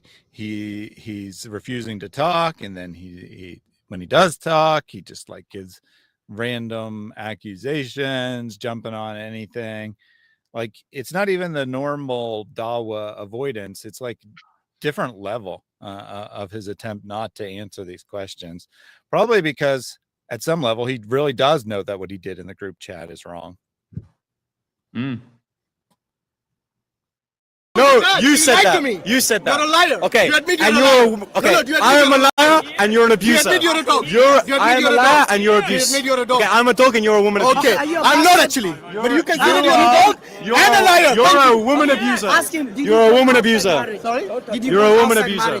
You're a woman abuser. Did you born outside marriage? You're a woman abuser. But you're a liar, so I don't take anything from you. Okay, what about Muslims saying you are? So he's decided you're a liar, so he won't take anything from you. But you're not. All you're asking him is why he gave his own words. You're not. You're not even asking him to take anything from you. I'm not even saying anything. Like, listen, a liar is someone that says something positively and is fabricating or something, right? If I pose you a question, how can I lie about a question? Like, just answer it. You're not gonna get a lie from me. There's no opportunity to lie. So he's just doing anything to, like, all he's doing, and this is what Muslims do, is they try to make what is being spoken about comedic. Because if you make things sound comedic and you kind of engage that part of the brain that kind of handles humor, you don't critically think about what's going on. So they're actually doing what they're accusing us of doing, is in grooming their audience to believe that this is a massive joke. But as much as I have high humor in this right now, it's serious. Like, we've had this woman who could potentially be a strong Muslim woman for the Islamic community now seriously questioning her faith due to several of the highest renowned Muslim speakers either being complicit or directly abusing her. That's very serious. Like, a 17-year-old should not be the ones dealing with that, but I certainly will. Because it's funny that Hashim is the mastermind behind it, and also because no one else seems to be doing it personally. Like, Christians should absolutely take advantage of this tool of questioning the character. And this is what Christ does. Like, Christ doesn't theologically question the Pharisees, because what they're doing is theologically sound. What he's doing is questioning their motivations and intentions, right? In picking out the small aspects of the law that focuses on the purity of oneself whilst not actually considering the people and their needs. Islam is a similar thing. I actually think that Islam is a perfect typology of the Pharisees, so we should treat them as such. Yeah, if the modern Pharisees are definitely Muslim leaders. I would agree with that completely, and I also agree with what you're doing here, right? That you're holding them accountable, not letting them just run away from it. Mohammed Hijab no longer going to Speaker's Corner. Ali Dawah no longer going to Speaker's Corner. Why? Because they can't answer for this scandal. So those who are there, they need to answer for it because they're also part of it. No, you are a liar. There are Muslims on YouTube saying that this individual is complicit in lying to Muslims, abusing Muslim women, and lying about accusations of suicide, mental health issues, and also doubting Islam. You're a liar. So, I want you to respond to the accusations that you abuse with Muslim women and that you're a liar towards Muslims. If he can't, I don't believe Muslims should platform this individual because very clearly he cannot hold to his Muslim values. May I? Yes or no? So, Hash, it appears that you have been caught within. No worries, Hashim. Come. It appears that you have been caught. Come with me. So, Hashim, it appears that you have been caught in a certain group chat. Now, in this group chat you were caught in, Hashim, and I think the reason why Siraj is here. So they're running away again, and now Siraj is barking. The Islamic dad bod is a term that is very used quite loosely. And my question is, for the amount of running they do, why are they so fat? Good question. Grave mystery. The scientific miracle of Islam is that Muslims run so much, but they're incredibly overweight. That's all I can straight up say. Like, Hashim is hardly the slimmest of the Islamic bunch, but he does a lot of running. Yeah, that's true. Yeah, ran and then got Siraj on you for a little bit, and now he's running again. Weird. And yes, he was called Hash Hash. Yeah, Hash Hash. It's because Siraj is also in that group chat, and eventually, when the group chat is released, Siraj will be exposed for being a disgusting pervert. I can't wait. So, when Siraj's DMs are released, it will be crazy. So, what we are doing? Yeah, sure. Let me give me one moment. So, here's what we're gonna do. Again, we're gonna draw a line in the sand. Right here, Hashim. This right here is the line of the Al-Zut. If you come by this line, Hashim, then the Al-Zut will come for you. But Hashim, you are abusing a woman by claiming that she is an apostate. You said that if we claimed that she had a mental deficiency, then people might feel sorry for her. So instead, mark her as an enemy of Islam. But Hashim, here's the problem. What if that woman is harmed now because you've called her an enemy? Hashim, cross this line. That's a the good night about point, Sud, right? by the way, is when Muhammad gets a sore asshole. Essentially, Muhammad draws a line and recites the Quran to the jinns, and the jinns ride. It's not my words. They ride Muhammad. So yeah.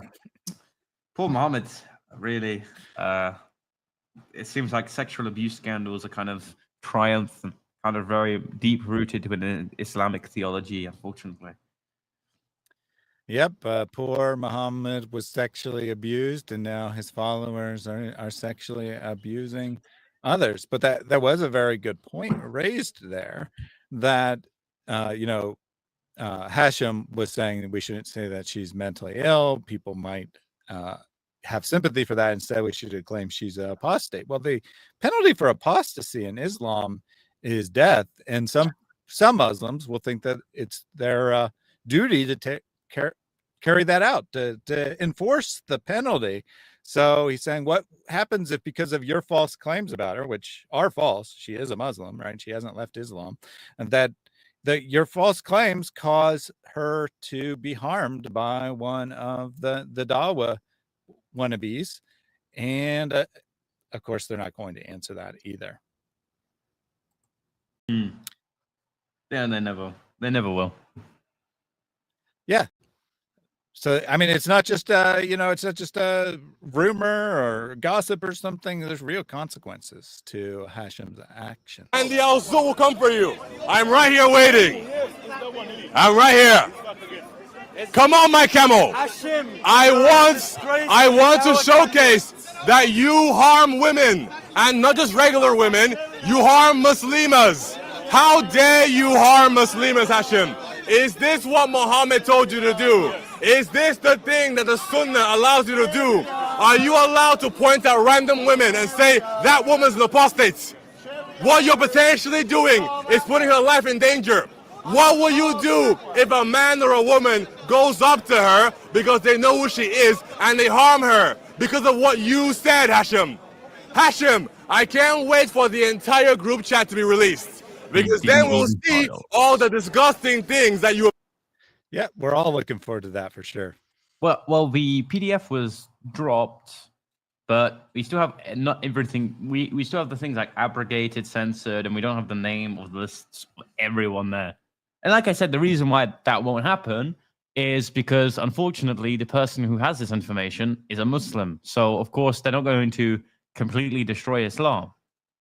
They're going to instead only say things that will try to salvage Islam as the moral arbiter, which is incredibly unfortunate because we want Islam gone from the West. Absolutely. Said, we will see your fruits as a Muslim. We will see your fruits as a da'i. We will see the kind of man you are. We will see the things you say in public. I can't wait. So, bottom line, Dawah is dead. Who would have thought we would see a day when the Christians would draw a line in the sand and the Muslims would be so scared and they couldn't cross it? Who would have thought? True. Praise Christ. Because when you have the truth, lies and darkness can't come near. So, we're right here, Hashim. Keep running and keep being scared. But now, every week, we will come here and we're going to ask you to provide evidence and to provide justification for why you think it is okay. Well, this is the line. This is the line. Right here. Cross the line. And now the Al-Zu will get you. So, well done. You crossed the line. Now you will be accosted by the Al-Zuts. Well done, Hashim. Now, don't forget, because of this, you can't do any dawah anymore. All right, so that is the end of the second encounter there. Well, all I could say about that is, firstly, an immense pleasure to be a Speaker's Corner. Secondly, they have an entire fan fiction and made up story about me, which is an incredible pleasure. I really, that's a weak hadith written by someone who does not know me. And thirdly, like, this is how much their position no longer holds any water. They have to move to libeling. And I think biblically, what it teaches about a bad tree bearing bad fruit, or out of a good man comes forth good treasures, is true for the Muslims at Speaker's Corner for the end of time. Like, the Muslims, because they are rooted in the heresy of Ishmael, are always going to ultimately be the ones that are in the scandals predominantly. I'm not rejecting that there are wolves in sheep's clothing when it comes to the Christians at Speaker's Corner. But it is to say that literally everyone in the Dawah Bro community is either complicit or knows of someone who is complicit in the scandal of Hijab's wife. And it is one of the biggest tools that Christians can use. Because if we're no longer able to transition to a model that would defame if we're no longer allowed to critique Islam, we can certainly debate the persecuting Islam. That makes sense. Mm-hmm. Am I glitching out, or is that just me? It's actually on my end. So. Oh, okay. Cool. Yeah, something has gone wacky with my system at the moment. Hopefully that will resolve itself here in a second. It's Allah. First, you have bad internet, my friend. Oh, okay. Yep. I think it just woke up there. Let me end that and restart it so that the animation stopped working. I was checking on why that happened, and then the system got all laggy. It's because it happens. Young Bob is bringing in too many numbers, man. That's why, you know. Yep, exactly. Celebrity. Exactly.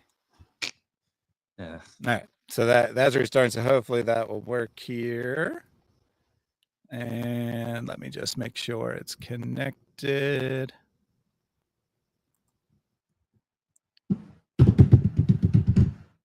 I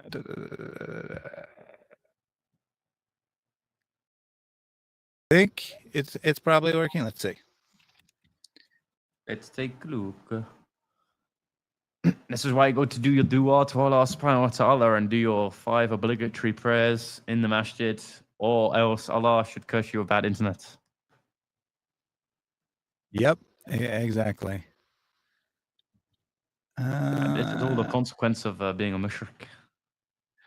Oh, yep, it says my account was logged out. So there you go. And that was the cause.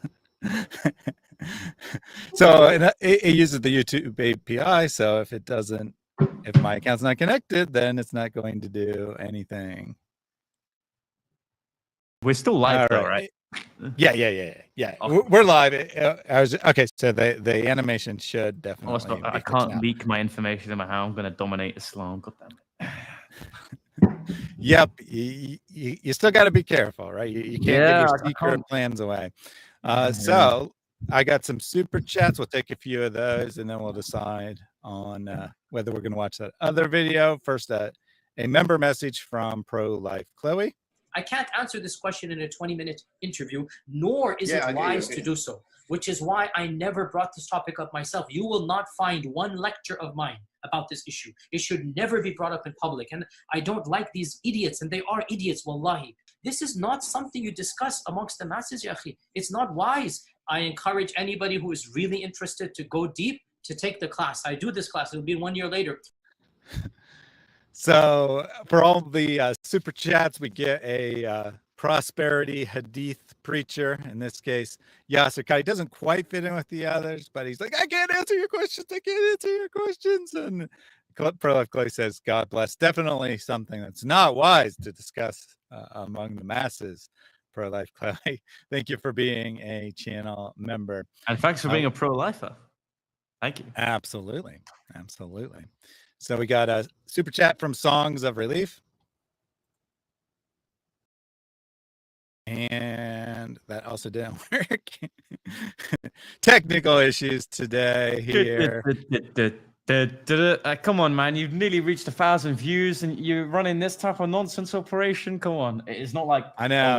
It's terrible. Like it's massively terrible for popular on Twitter. I've not been able to post anything on YouTube whatsoever. But, yeah. You're doing better than me, man. I manually loaded the TTS. False accusations UK is not associated with Mimi Hijab in any way.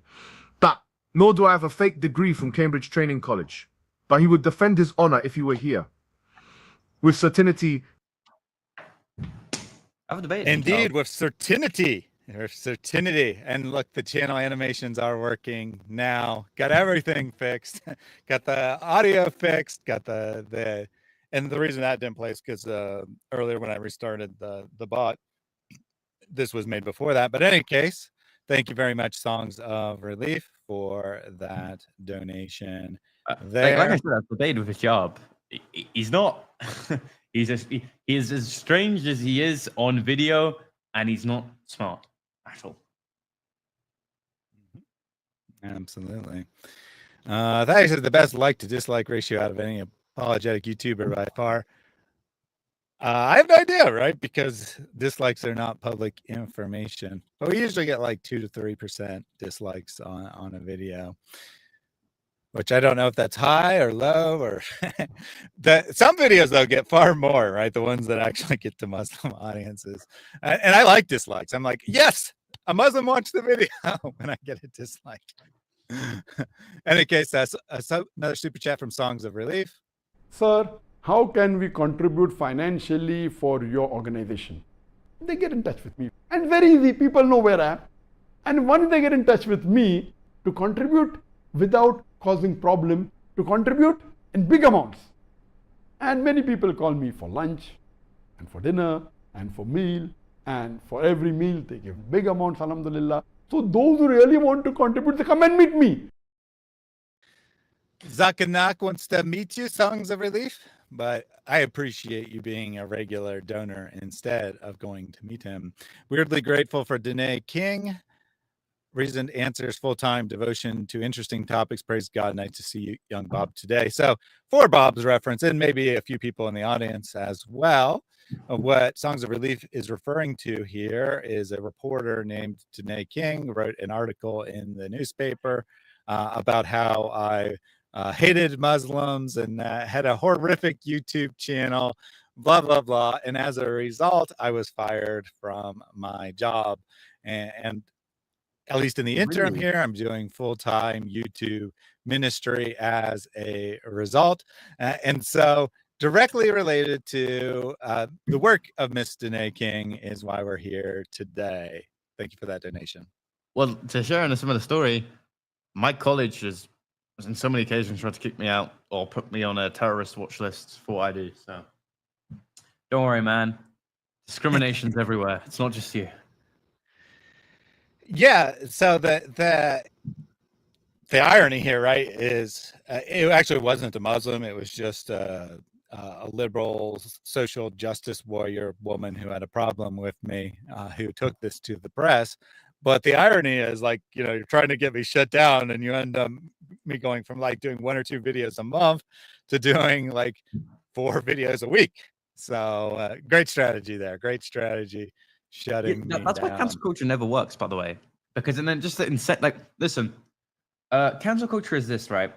You remove your opportunities to work outside of what you do in terms of political or religious activism. Okay, so if you get rid of all of the other avenues of a career, what are they going to do? They're just going to focus on the thing you don't like them doing.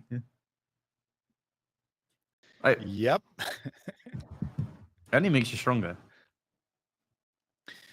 Yeah, CARA is an Islamic activist organization here in the States. They're like, this guy is unfit to do his job because he could discriminate against Muslims, which would have been literally impossible. I was just analyzing data, which did not include religious information. So it would have been literally impossible for me to discriminate against Muslims. But like, because he has these views, we can't trust him to do his job. So it's like, okay, what job can you trust me to do? All right, none, right? You just want me to starve to death.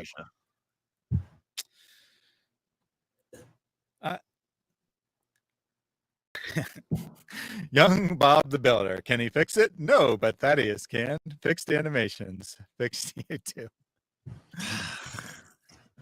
You know how much Bob tried to get out of, like, the way Bob got his name was that he was in a crowd of Muslims and he was just like facing them all on. And Mansour went up to him, was like, who are you anyways? And someone screams at him, he's Bob. And he just went with that. And then all the Muslims were like, oh yeah, Bob the Builder. And the amount of times that now, and you see this intentionally with all these videos, that he would just say Bob of Speaker's Corner. He hates Bob the Builder. I don't really care. I think it's more funny if you try to like make someone's name quite humorous and you have a very serious discussion. The fact they call you Bob is just ridiculous. That's true, yeah, because that's not his real name either. Quran OnlyFans says the Online Safety Act is concerning when it comes to criticizing Islam online. Have you looked into it yet? That is, I have not. But I can explain it. Heads up. Okay, go ahead.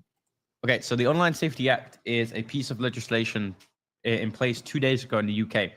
So, okay, quick lesson on government. We had the Conservatives, so the right party. Then we currently have the Labour, which is on the left. The Conservatives made this piece of legislation to set out to be against kids reaching explicit content with nudity, right? It was a noble cause because the average age of consumption is like 11. Now, the Labour Party, in an act to be an Orwellian dystopian society, then changed the legislation for it to be, you have to have age verification, put your ID in. If it's any content surrounding explicit content, political content that could be suggestive or offensive, including religious content,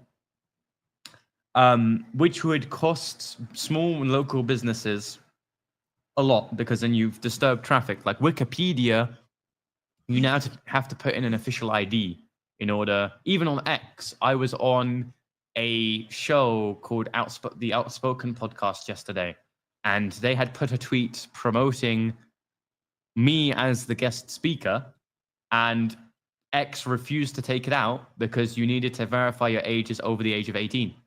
And it completely flunked the post.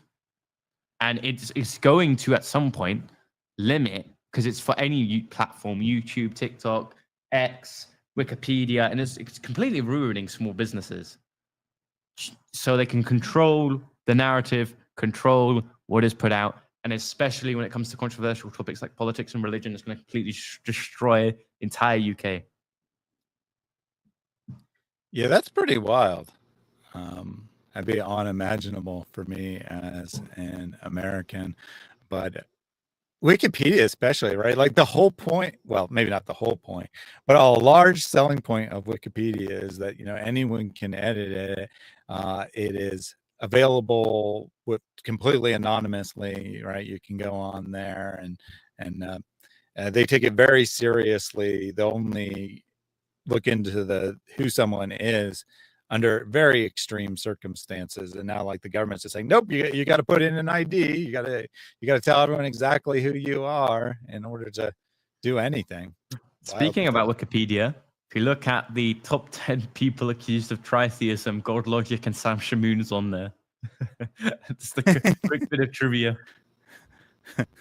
That's funny. Well, you know, they got the circle squares and all that, or triangle squares and all that. Let me take a couple more of these super chats from Rick Newton. Brothers and sisters, why to lose this great opportunity? Remember, when the person is on his deathbed, the last minute, he will ask Allah Jalla wa Ala to be delayed for 1 second to do what? Not to pray, not to do other things, but to give sadaqah, because sadaqah you can give it just like this, in 1 second. Thank you very much for your sadaqah, voluntary charity, because Islam has mandatory charity as well. Sadaqah is voluntary charity.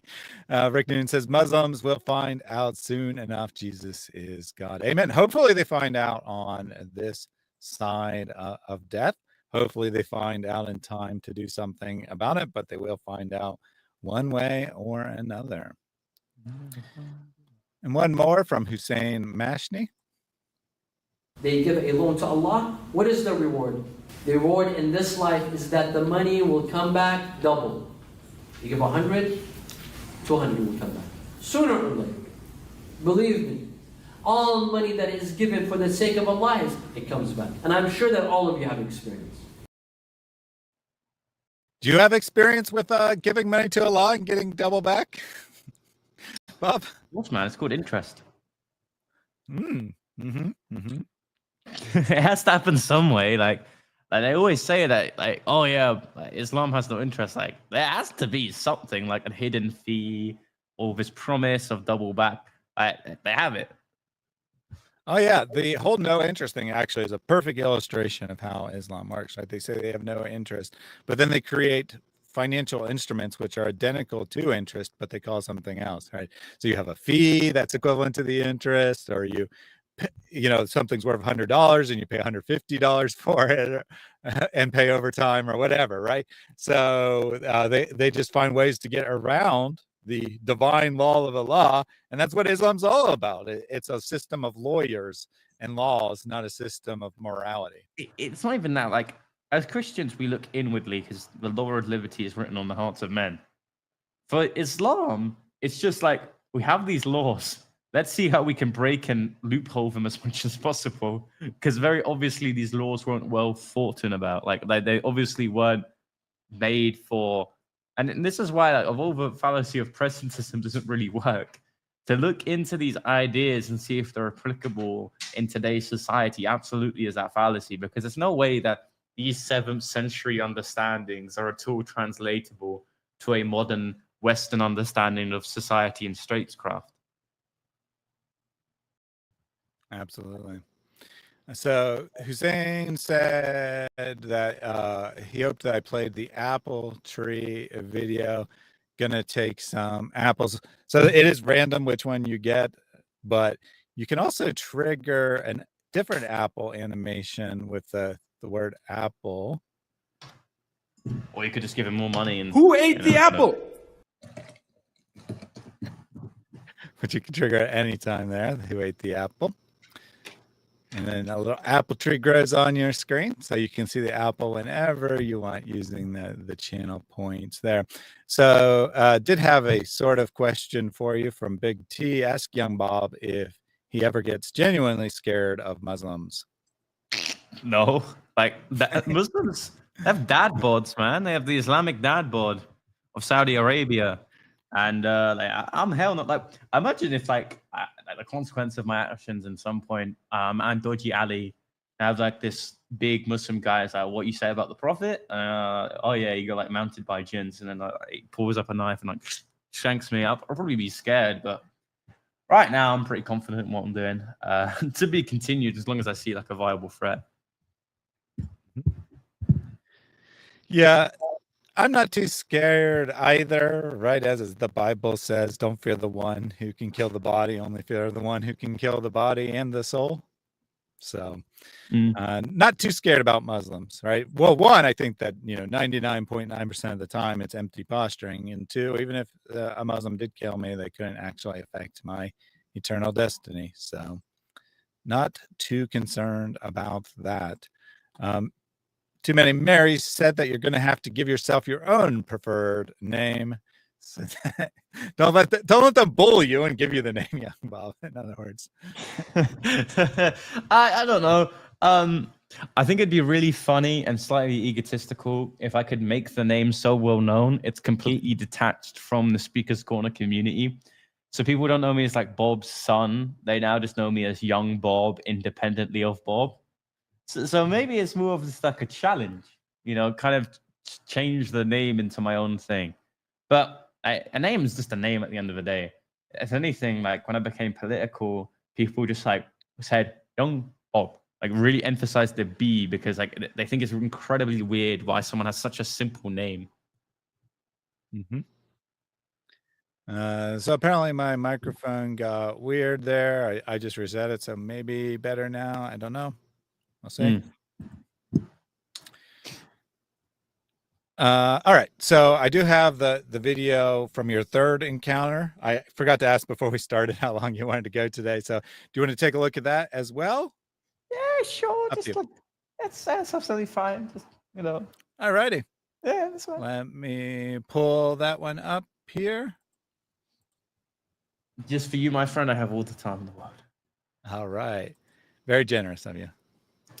Yeah, man. You have to talk about the assistant if you want to book more time for me, man. The old schedule's kind of riding up. Come on.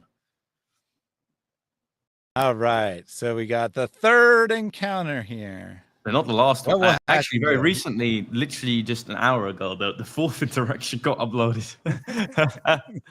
So actually, you could potentially go on YouTube and watch that one if you want, because that's where he actually just assaults me.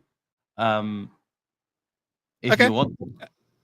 Yeah, so like only the first minute or so of this one is Hashim. So let's go ahead and watch that real quick. And then you have a long discussion with a Christian about whether this is a good idea or not. We don't have to play through that. People want to check that out. I will just say, in my opinion, it is definitely a good idea to hold Hashim accountable for his choices. All I'm saying is, if other Muslims are doing it, that's good as well. Where is the problem? Where is the?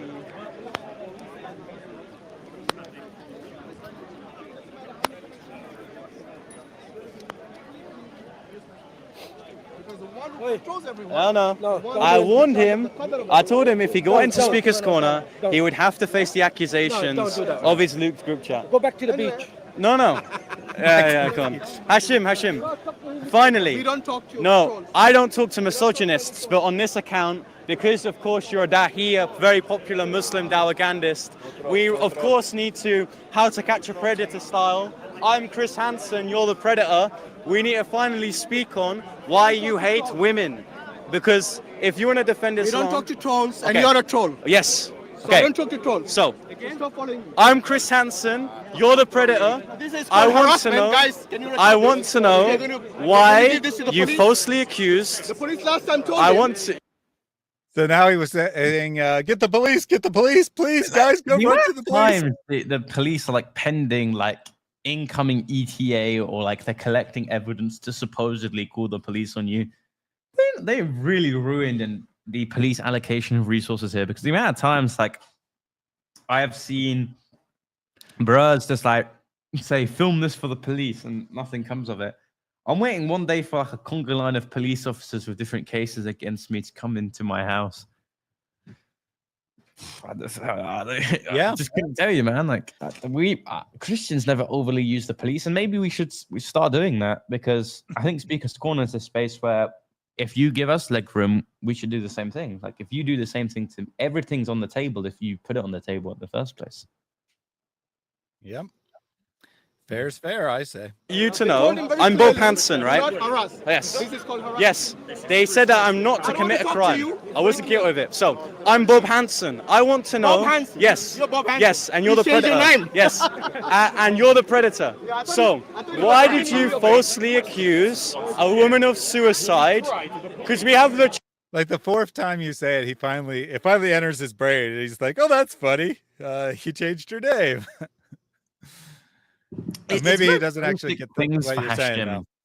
Like, you have two things. You have an elephant and you have a small little bug, and he wants to point out the bug in the room. And the massive elephant, it can stay there and kind of knob his head off, but the guy has no control, man. Chat logs, ladies and gentlemen, and I want to know why the religion of peace towards women, the religion that teaches such good virtue, why in a group chat of 75 Muslim dahis, you were caught suggesting that we should play a campaign that a woman was suicidal to delegitimize a claim of abuse. Hashim, Islam is now a corporation within the West. It has no virtue, it has no religion. It just has a corporation that tries to lynch its audience out of money.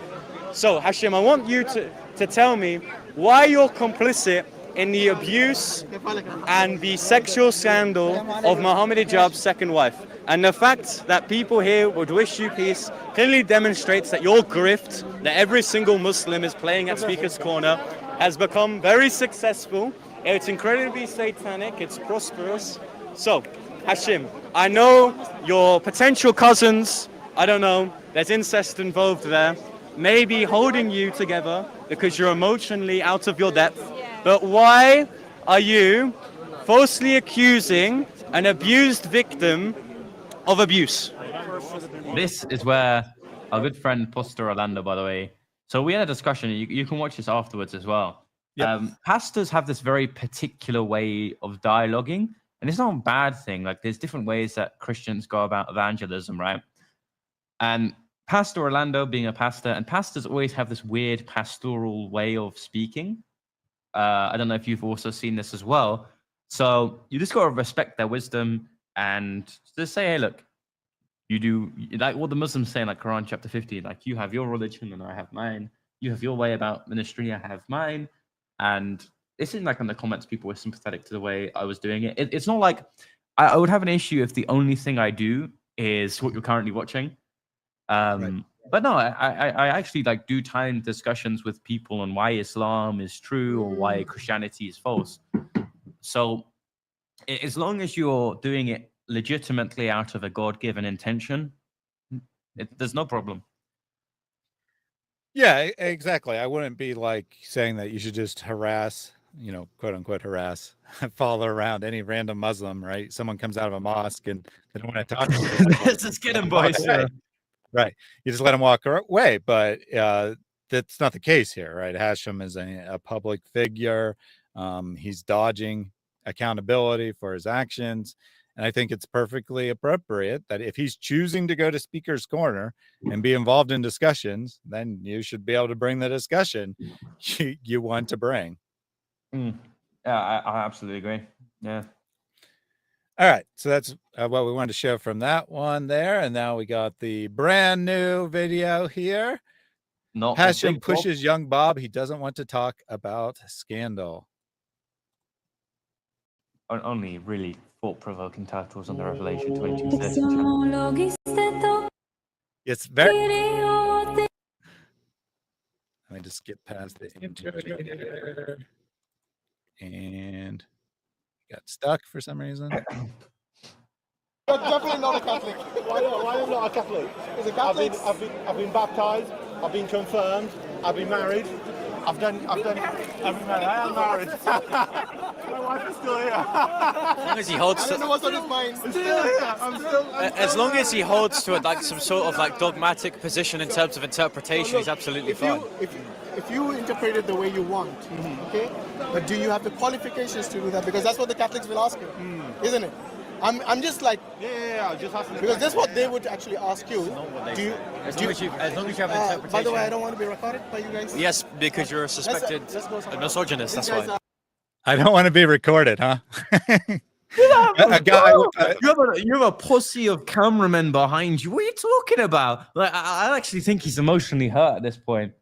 Yeah, we've had 3 individual weeks where I've come up to this man, and at each given opportunity to do so, he's doing absolutely nothing.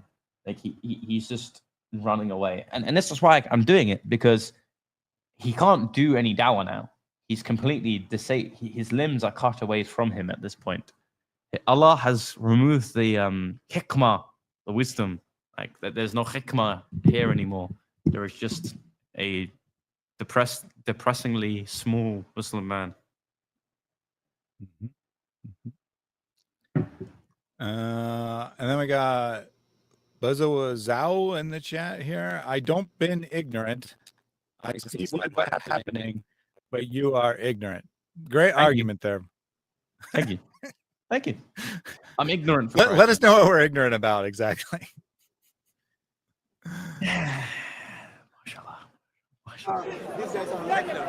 Well, look, Hashim, it's just that, do you know that those files finally came out and the messages were finally sent on a PDF file and the Diddy Dean files were finally released. And my question to you is just why on a leaked message, stop following me. Why you suggested to slur the campaign. Okay, you really want to have this discussion? Yes. Okay, shall we do 1 minute, 1 minute? Go on. Yeah, come on, let's go. Yeah, let's go. Only one guy, by the way. One guy. So he's finally decided that he has to take on the accusations. Wow.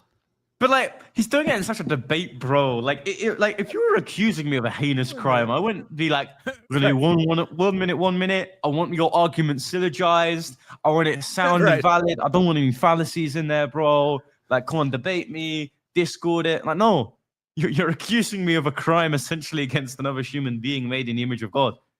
I would not want you to present it in a debate way. I would want you to speak to me as a frank human being in the most simplest English possible.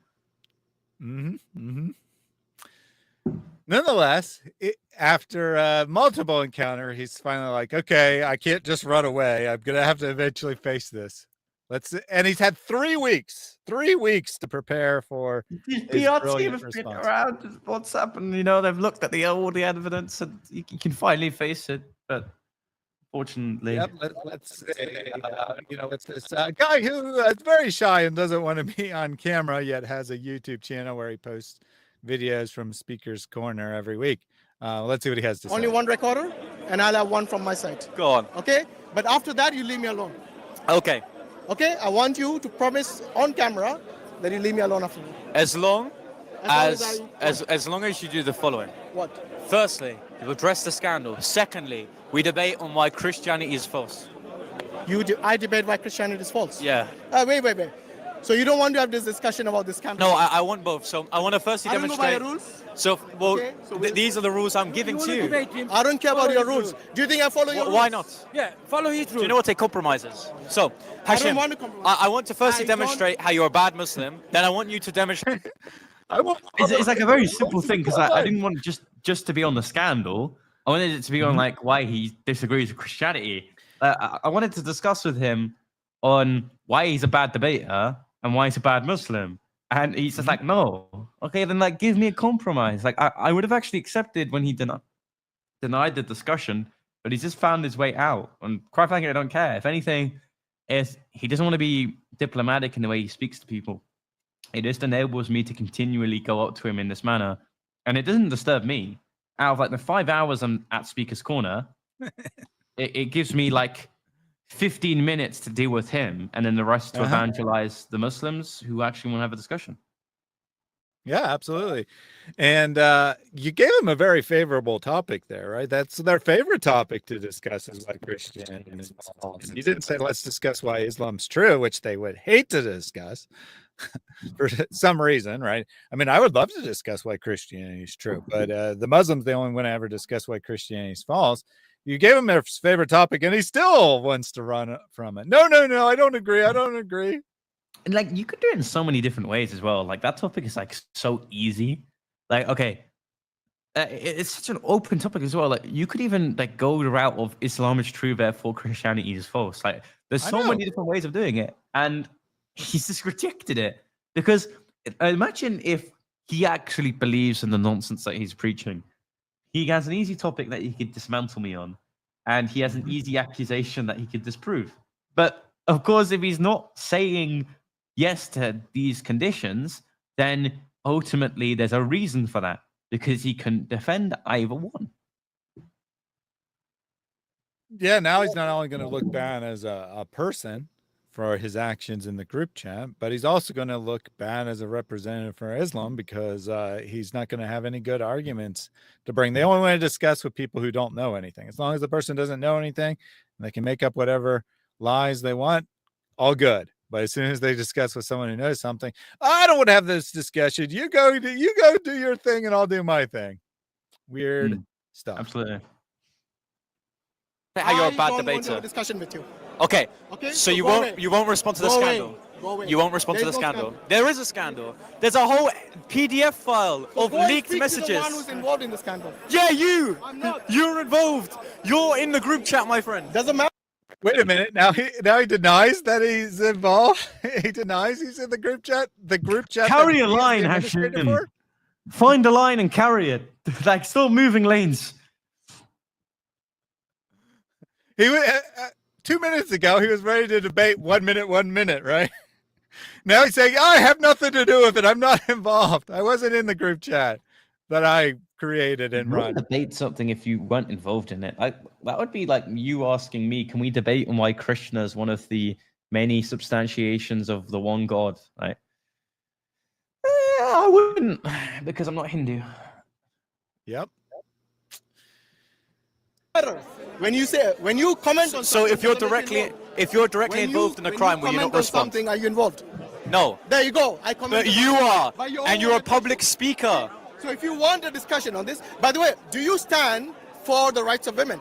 Yes. You do. Why don't you condemn the Bible then? Because I believe that the women's rights within the Bible are Really? clearly defined within the New Testament. What about the Old Testament? And in the Wait a second here. He said he didn't want to debate whether Christianity is true a second ago, but now he does, right? Now he wants to debate that Well, the no, it's not even Bible that, is. because, like Muslims would So go- if you wanted to narrow it down and say, yeah, I want to have that discussion. I want to talk about my actions in the chat, and I want to talk about the Bible's teaching about women and compare them. That would be like suggesting a compromise, right? Or an alternative topic. Yeah, like even then, like the passage that he later goes down to, I tried to give an explanation to, and he just runs away. Now, like I said before, Christianity has more holes than Swiss cheese according to Islam. Hashim's following a religion given to him by God. One is not like the other, my friends. So why compare the two? It's apples and oranges. Mm-hmm. Mm-hmm. Indeed. So, this is very interesting. I think that like saying, well, the Bible also says bad things about women. He's admitting that he says bad things about women. I mean, that's the only way it makes sense. Old Testament, the purity laws can be. You're going to attempt to argue that the purity laws of the Old Covenant is Answer somehow the question. immoral. Do you condemn the misogyny and sexism in the Old Testament? So apparently, or not? you follow the Old Testament because you believe the Old Testament is misogynistic, and you're a misogynist. Do you follow the Old Testament? So someone as Do you dishonest. condemn Do you know what the No, cross no says? answer. Look, no I don't answer. condemn the Old Testament laws Of now. course you don't, because it says the rapist has to marry the victim. No, it doesn't. Pause that and I'll give an You don't- explanation. Okay. Deuteronomy 22:28 is talking about supposedly rape, and then in result to that is 50 shekels. Now, that passage is understood. So Deuteronomy is the second law given to Moses. Moses is reciting the law on his deathbed. So firstly, the issue would then become, if you want to exegete it in its plain understanding, where is the previous law that sets out that if a woman is horrifically raped, then the punishment is only 50 shekels? You don't find that. In fact, what Moses is referring to is, I believe, Exodus 22, when it's talking about premarital intercourse. So rape under seduction, that's just premarital intercourse, is still understood within that cultural context as grape. So it's not talking about grape in the case of me going up to someone without consent. It's rather picking out me outside of marriage having intercourse. And according to the Levitical laws, of course, once you've been ruined because women are pure, you can't remarry. So what are you going to do? It is the best understanding of this passage, and when I try to give it to him, and there are other cases like people try to argue from the Hebrew, it is just to lay with a woman. So there are many different possible explanations of this passage, but as soon as Hashim is given this explanation, he runs away. Got the passage up here. If a man meets a virgin who is not betrothed, then seizes her and lies with her, and they're found, then the man who lay with her shall give the father of the young one 50 shekels of silver, and she shall be his wife. But because he violated her, he may not divorce her all his days. Yeah, that is not that is not comparable, some right? translations render the Hebrew properly in saying it's just premarital intercourse. And my challenge to you is that if you take the interpretation that is right, where within the previous laws given within Moses' books does this say this? Because it has to be something that Moses was reciting on his deathbed. So what was he reciting? And, why don't we just look at the context here? Well, first of all, Jesus says that the laws of Moses are given as a condensation, as an allowance by God, that they are not the ultimate moral truth. Also, let's ignore that. Let's look at what the previous lines say. And then this is important because it's going to determine how rabbis understood this one that they want to go to. But if in the open country, a man meets a young woman who is betrothed and the man seizes her and lies with her, then only the man who lay with her shall die. But you shall do nothing to the young woman. She has committed no offense punishable by death. For this case is like the man of a man attacking and murdering his neighbor, because he met her in the open country, and though the betrothed young woman cried for help, there was no one there to rescue her. Actually, if you go back a little bit further, even, it's talking about a situation where there's a man and a woman, and they're in a city, and there are people around, and she doesn't scream for help. That the idea is that it's consensual. But if there's no one around and you can't tell whether it's consensual or not, then you assume that the woman is just and only the man is guilty. Therefore, this is not about that situation, right? What is the penalty for raping a woman? It is death. So this is not the same situation, right? And this is how the rabbis understood it. Because the other situation is explicitly described, this can't be about rape. This is about a consensual relationship. And the penalty is that he loses the right to divorce, right? Because he seduced her, whatever. She was only somewhat willing partner. The penalty is that he's not allowed to divorce her. He has to provide for her financially for the rest of his life, unlike a normal marriage where he can get a divorce. So to suggest that this is forcing the woman to marry a man is just ridiculous. And also, people try to argue, let's just assume what they're saying is right about the whole grape thing. They're still trying to say that somehow this permits it. It's not. It's saying it's... Now, I'm saying that if their understanding of the Bible is true, it's horrendous. But even let's assume that, it's still punishing the man in some way. It's not allowing for it. It's still saying it's a sin. Yeah. Yeah, absolutely. It's not saying it's right. And the fact that he has to provide for doesn't mean that she's forced to marry him, right? It doesn't say, it's not meant to be all inclusive of every possible scenario. It doesn't say what would happen if she said, no, I don't want to get married to him. Yeah. In the culture of the time, that would be a severe decision that she would make, right? Because it's unlikely she'd be able to get remarried. She'd put a burden on her family to provide for her, because it's not like she can just go get a job at the local food chain or something, right? She has no means of earning an income for the most part. And so it's saying that in the case that people choose to violate the sanctity of marriage, they are then forced to actually go with the sanctity of marriage, right? To bear the financial burden that they were trying to avoid by engaging in this illicit act. So it's not saying this is right, nor is it subjecting the woman to forced marriage. That's not what it's saying at all. That's just a lie about the passage. It's a fabrication. Nor, even if it did do what they claim it does that in any way justify anything that Mohammed Hijab did? No. It's like, where did we get from here? Oh, a Muslim sex scandal. Right. All right, let's get back to the video then. Deuteronomy 28. Yes, I'm aware of the passage. So Deuteronomy is the second law. Oh, look, you gave the chapter and verse there. Yeah, you didn't do it like chapter number 22, verse number 28. Gospel So of if John, you've done chapter that, number then- 22, verse number 8. Yeah, like the whole jacket.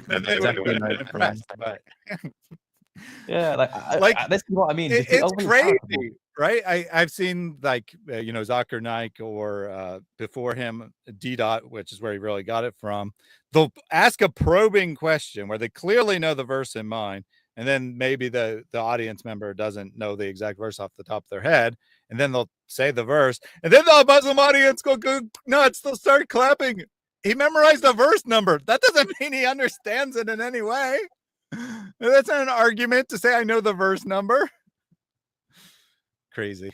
All right. Anyway, let's see what he has to actually say, or what you say about the passage, and then his. Given to Moses. Give me some space. You can't push me. Give me some space. Oh, I'm not gonna move. I'm not gonna move. You're in my face. I'm not gonna move. Because I said, give me some Like space. I said, no, you're not gonna push me. You could talk in that distance, can't you? You could talk in a distance.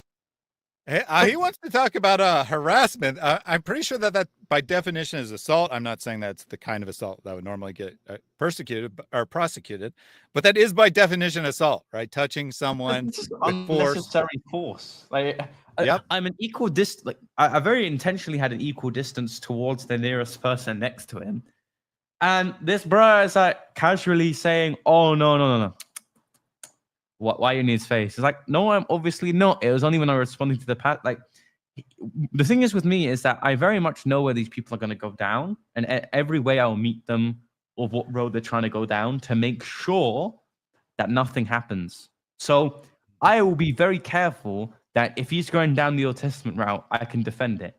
And he has nothing to do. He wants to find someone that will try to be entrapped in the discussion about women's rights. I won't let him do that. And even if he does do that, I will defend it. Now, given that, that's why he had to assault me. He had to defer to a situation where he could run away. Yep. Yeah, he didn't even let you give the explanation, right? As soon as you revealed that you knew what he was talking about, he's like, go away, and shoves you. Shove off. Yeah. But he brought it up. He brought the subject up, and then as soon as you revealed that you knew what he was talking about, he's like, I don't want to talk about this. Go away. Go away. Yeah, man. What can I say? Dawah, it's gone. The Thitra, it's not there. Yep. So Jay Bo7 said that Hashim said the man is forced to marry the woman. If he actually said it that way, that is very telling.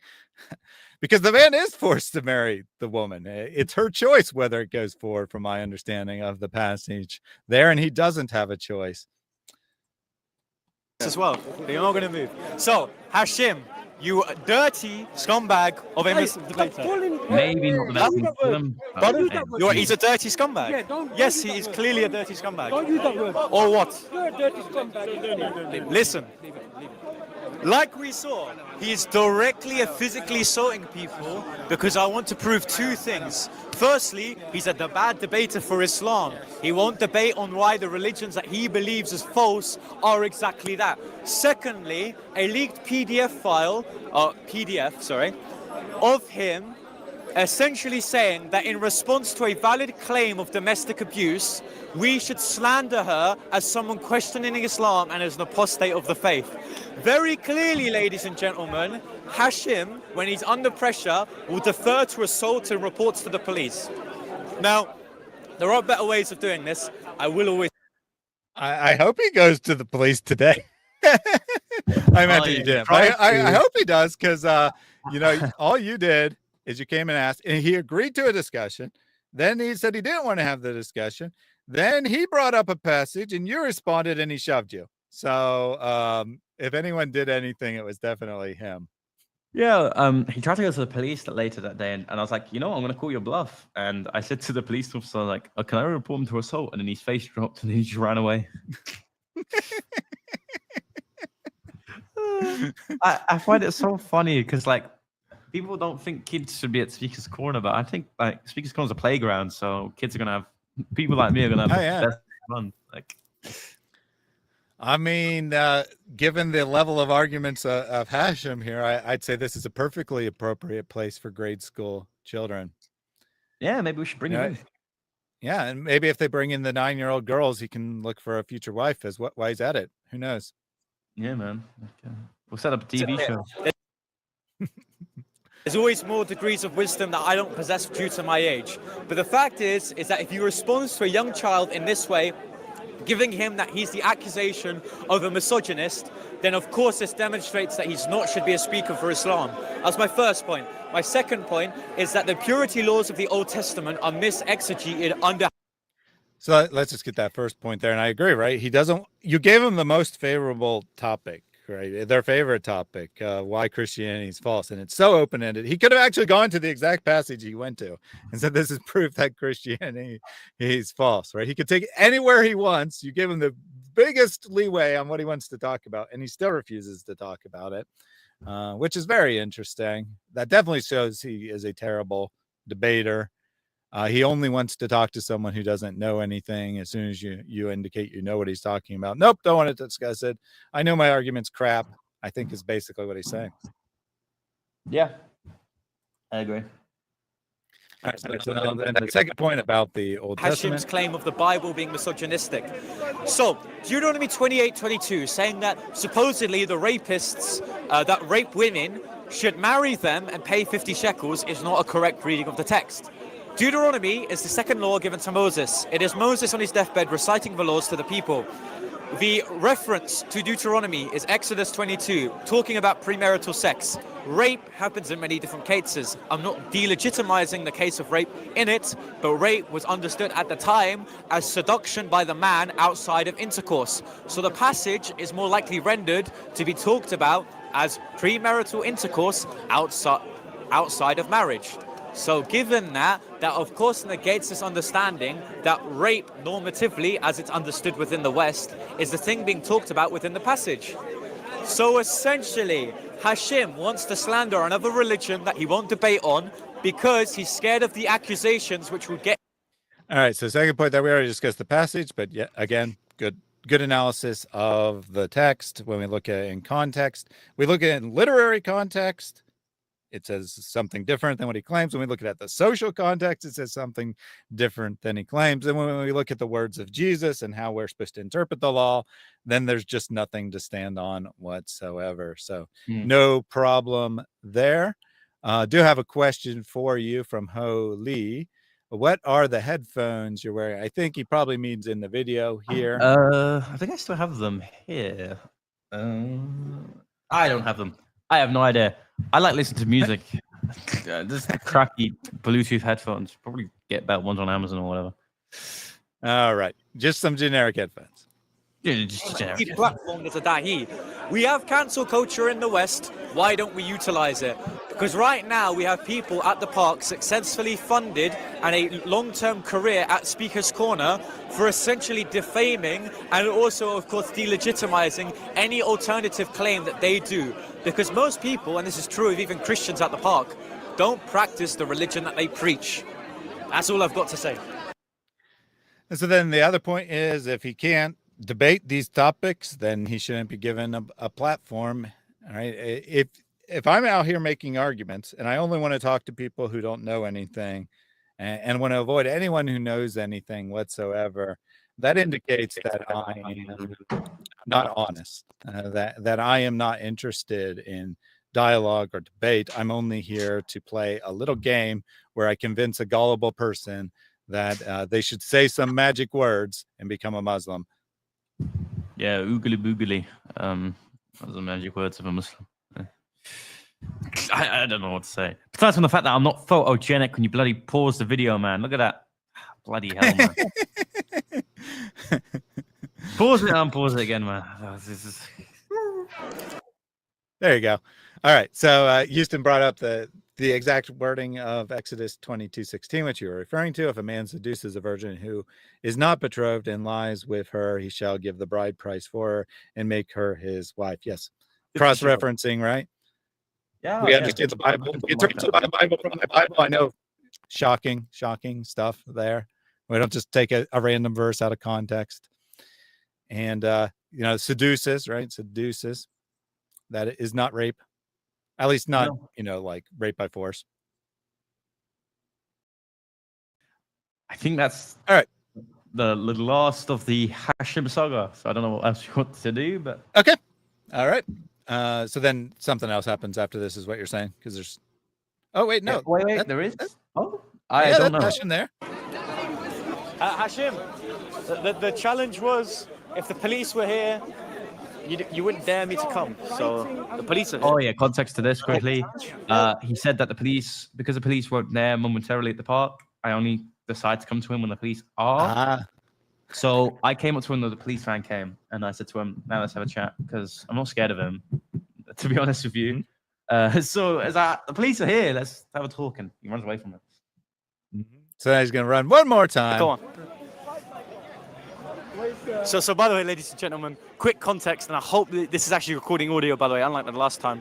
He challenged me after he assaulted me that the challenge would be, and by the way, I'll give a counter report for assault, that I would not give him his accusations that were leaked on a group chat in front of the police. So out of spite of that, the police are now here, and they're about to, I don't think they're going to leave. So, Hashim, if you're a man of your words, a real Muslim man, you would actually do what you said. Hello. McDonald. Yeah. 2 fillet fish, please. No, that's okay. Huh? Yeah. I assume he's just going to run. He probably doesn't really say much of anything. Is that correct? Or it looks like he might be talking here. Let's see. In fact, harassment on more. I said I don't want to talk to you, and if you keep following me with the camera, you both are harassing me. You want me to report you both? Go on. If you follow with the camera, he's following me, not you. Yeah, but he's following for me, right? You're recording me. Yes, I'm recording you. I'm recording you because it's a speaker's corner, a bastion of freedom of speech. Get out of my Okay, face. so do you believe that people should be reported? Can you tell this idiot, okay, not to act like one? He's actually hurt. Like So he's you- emotionally. Notice how you're using insults. He's actually emotionally hurt by this. Like his soul is hurting. He's being weighed down. I think you're winning, right? Because like the first time he just ran to the police, the second time he treated it like a joke, the third time he actually acted like he was going to engage. Oh, I guess the fourth time, right? The fourth time he acted like he was going to engage.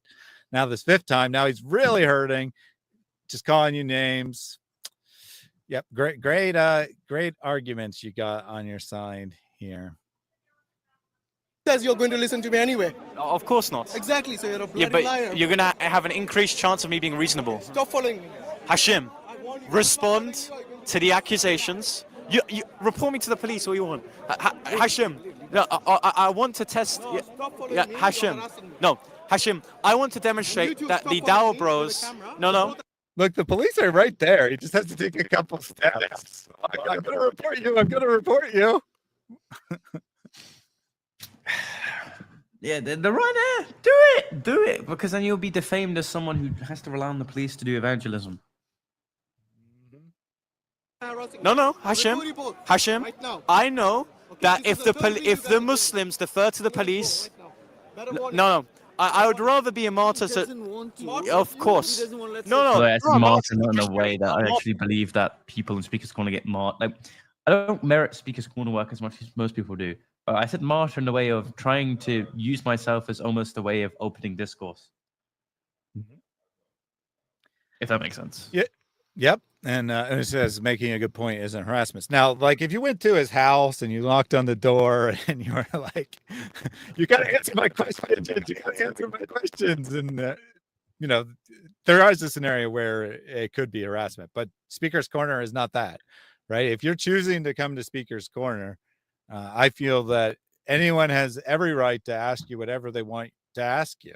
You're coming to a place where that's the whole point of being there, is to argue for a position in a very open way where people are allowed to confront you, allowed to speak against you. And you don't like that, then don't come to Speaker's Corner. It's not that complicated, I think. Brilliant.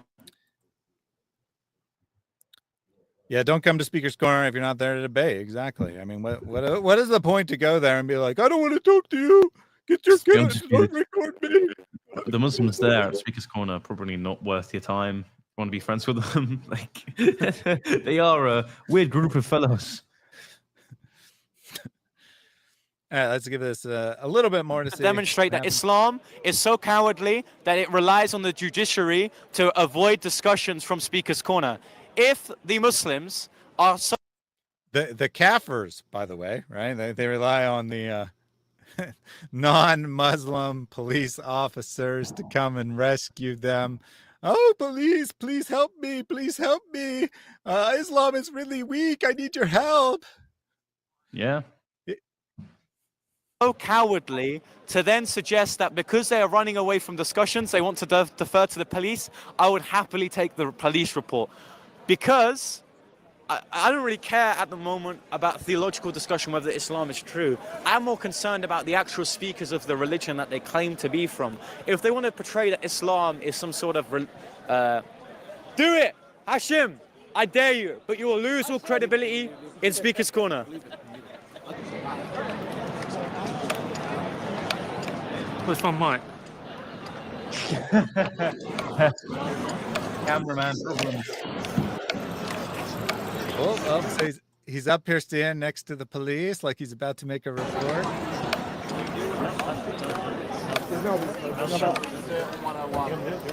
Hashim, you shouldn't have assaulted me. I assaulted you. Yes, you did. On camera. You pushed me several times. Because I told you get out of my face. I wasn't thinking your face, and the camera shows it. Check it. Hashim, you could have. Come, check it. You could have stepped back. He could have stepped back when I told him I don't want you in my face. You both could have stepped back. By the way, wait till you side. You know what? Wait. What's the more? That's a good point. Like, he could have stepped back too. He didn't have to shove you. He could have just moved backwards if he thought you were too close. Yeah. And that's exactly, at least if it was the other way around, that's exactly what the police said. You could have walked away. Right? You could have walked away. What is your problem? Rational position. Following me with the camera. Relax, man. Oh, yes. I'm so angry, man. No, it's because he actually is he's a personally affected. Personally affected? Yeah, he actually... Even Baldy is sending him away. Oh, look. His friend has to come pull him away. Or even Baldy. He has to have a shoulder to cry on. Like, towards the end of this discussion, just pray for these people. It's the best thing to do. Absolutely. Revelation says you forgot my microphone. Shame on you, forgetting to carry the microphone. Red, your problem. There's been many times where you've done that. I think you need to contemplate it. You need to shoulder to cry on. If he does it once more time, he needs a person to hug. Oh, if he does it one more time, then we're really going to go to the police next time. Yeah. We've just been threatening that for 3 weeks. Mr. Young Bob's really hurting my feelings, and I'm gonna call the police next time, and it's not really helping me. Mohammed's a true prophet of God. It's still the Muslims. Let's get out of here, man. Stick it back to the 7th century. Yep, it looks like that's what happens. He starts walking away here. Walk away, run away, run away. You need the exercise. His cronies. Purple handgun. They're going. I think that's an insult. But if you want to drop this, let's drop it. Yeah, let's leave. Do you think But they, like, all the cameramen are saying, drop it. It's like, okay, the way I want this dropped is you're arresting it. Yep. I mean, I think that, Christians could legitimately argue otherwise, but I think that you're completely in the right here, and that it is worthwhile to pursue him and make him be accountable for what for his actions, right? As soon as he has a discussion and he's willing to put a position on the record, then maybe it should be dropped. But until he's willing to do that, you should continue to pursue him. And I will. So expect more. All right. Let's go ahead. And they just continue to walk away here, right? So we'll just leave it right there. as far as the video goes. I do have a couple of questions for you. Radical Moderate says, I just joined, but can you ask young Bob if Hijab are showing up at Speaker's Corner, or are they missing in action? They are missing in action. Funny enough, the days that they left were, so Mohammed Hijab scandal happened a day after the debate in Speaker's Corner. Ali Dawah's scandal of his company so being found out as not an actual registered charity was the day after I debated him. So in each case, they've all left after I've discussed with them, which I don't know, it's a good omen of some sorts. But no, they haven't been out in a while. And Hijab is just lying low, period. He's not really doing much of anything, barely putting out any videos, not doing any talks. But Ali Dawah is like, I need the content. I need the income from this. So I'm just going to set up booth at random places around London. And as soon as someone comes behind me, well, I'll move to a new location. Very weird that, you know, these guys who have nothing to hide are hiding so much. And then a question here. What is the job of the bald Abdul? Is he acting as a bodyguard? Mr. Ibn Bodi, he's a man of many trades. Pseudo cameraman, pseudo bodyguard. Funny guy if you take what he says not seriously. We just don't know. Could be someone's grandpa. Don't know his role. Yeah, he could be someone's boyfriend. Which, by the way, if there's nothing wrong with homosexuality, then that's not even an insult. So, yeah. To claim that was like a racist comment or something. Yeah, who knows? All right, super chat from Rick Newton. Sir, how can we contribute financially for your organization? They get in touch with me. And very easy, people know where I am. And once they get in touch with me to contribute without causing problem, to contribute in big amounts. And many people call me for lunch and for dinner and for meal, and for every meal they give big amounts, alhamdulillah. So those who really want to contribute, they come and meet me. Gets so excited when he says you can come meet him. You can come meet me and give me money and big amounts, and also pay for my food, and also pay for my travel. And essentially you become my dhimmi. And the reason he's telling people that is because it's actually very difficult to donate to Zakir Naik because he's flagged as a terrorist sympathizer, and like normal credit card processors and whatnot will not process donations to him. So it's actually very difficult to get donations to him. So he's like, you got to come meet me. The businessmen, they come and meet me and they donate big amounts. Yeah, that's what you got to do. You've got to meet me in private. You've got to do as much as possible. I need the money to lie about Christianity. MashaAllah. Very powerful. I have defeated every Christian I've had debates with. That's why I have never debated anyone in the last 15 years, because I'm undefeated. Remember, if you build a mosque for Allah in the dunya, a mosque will be built for you in the akhirah. You know? Exactly. So Rick Noon says he's, so presumably Siraj here, he's small on tall rents. Lie and hope it sticks. Yeah, that's his method there. Lie about any random thing.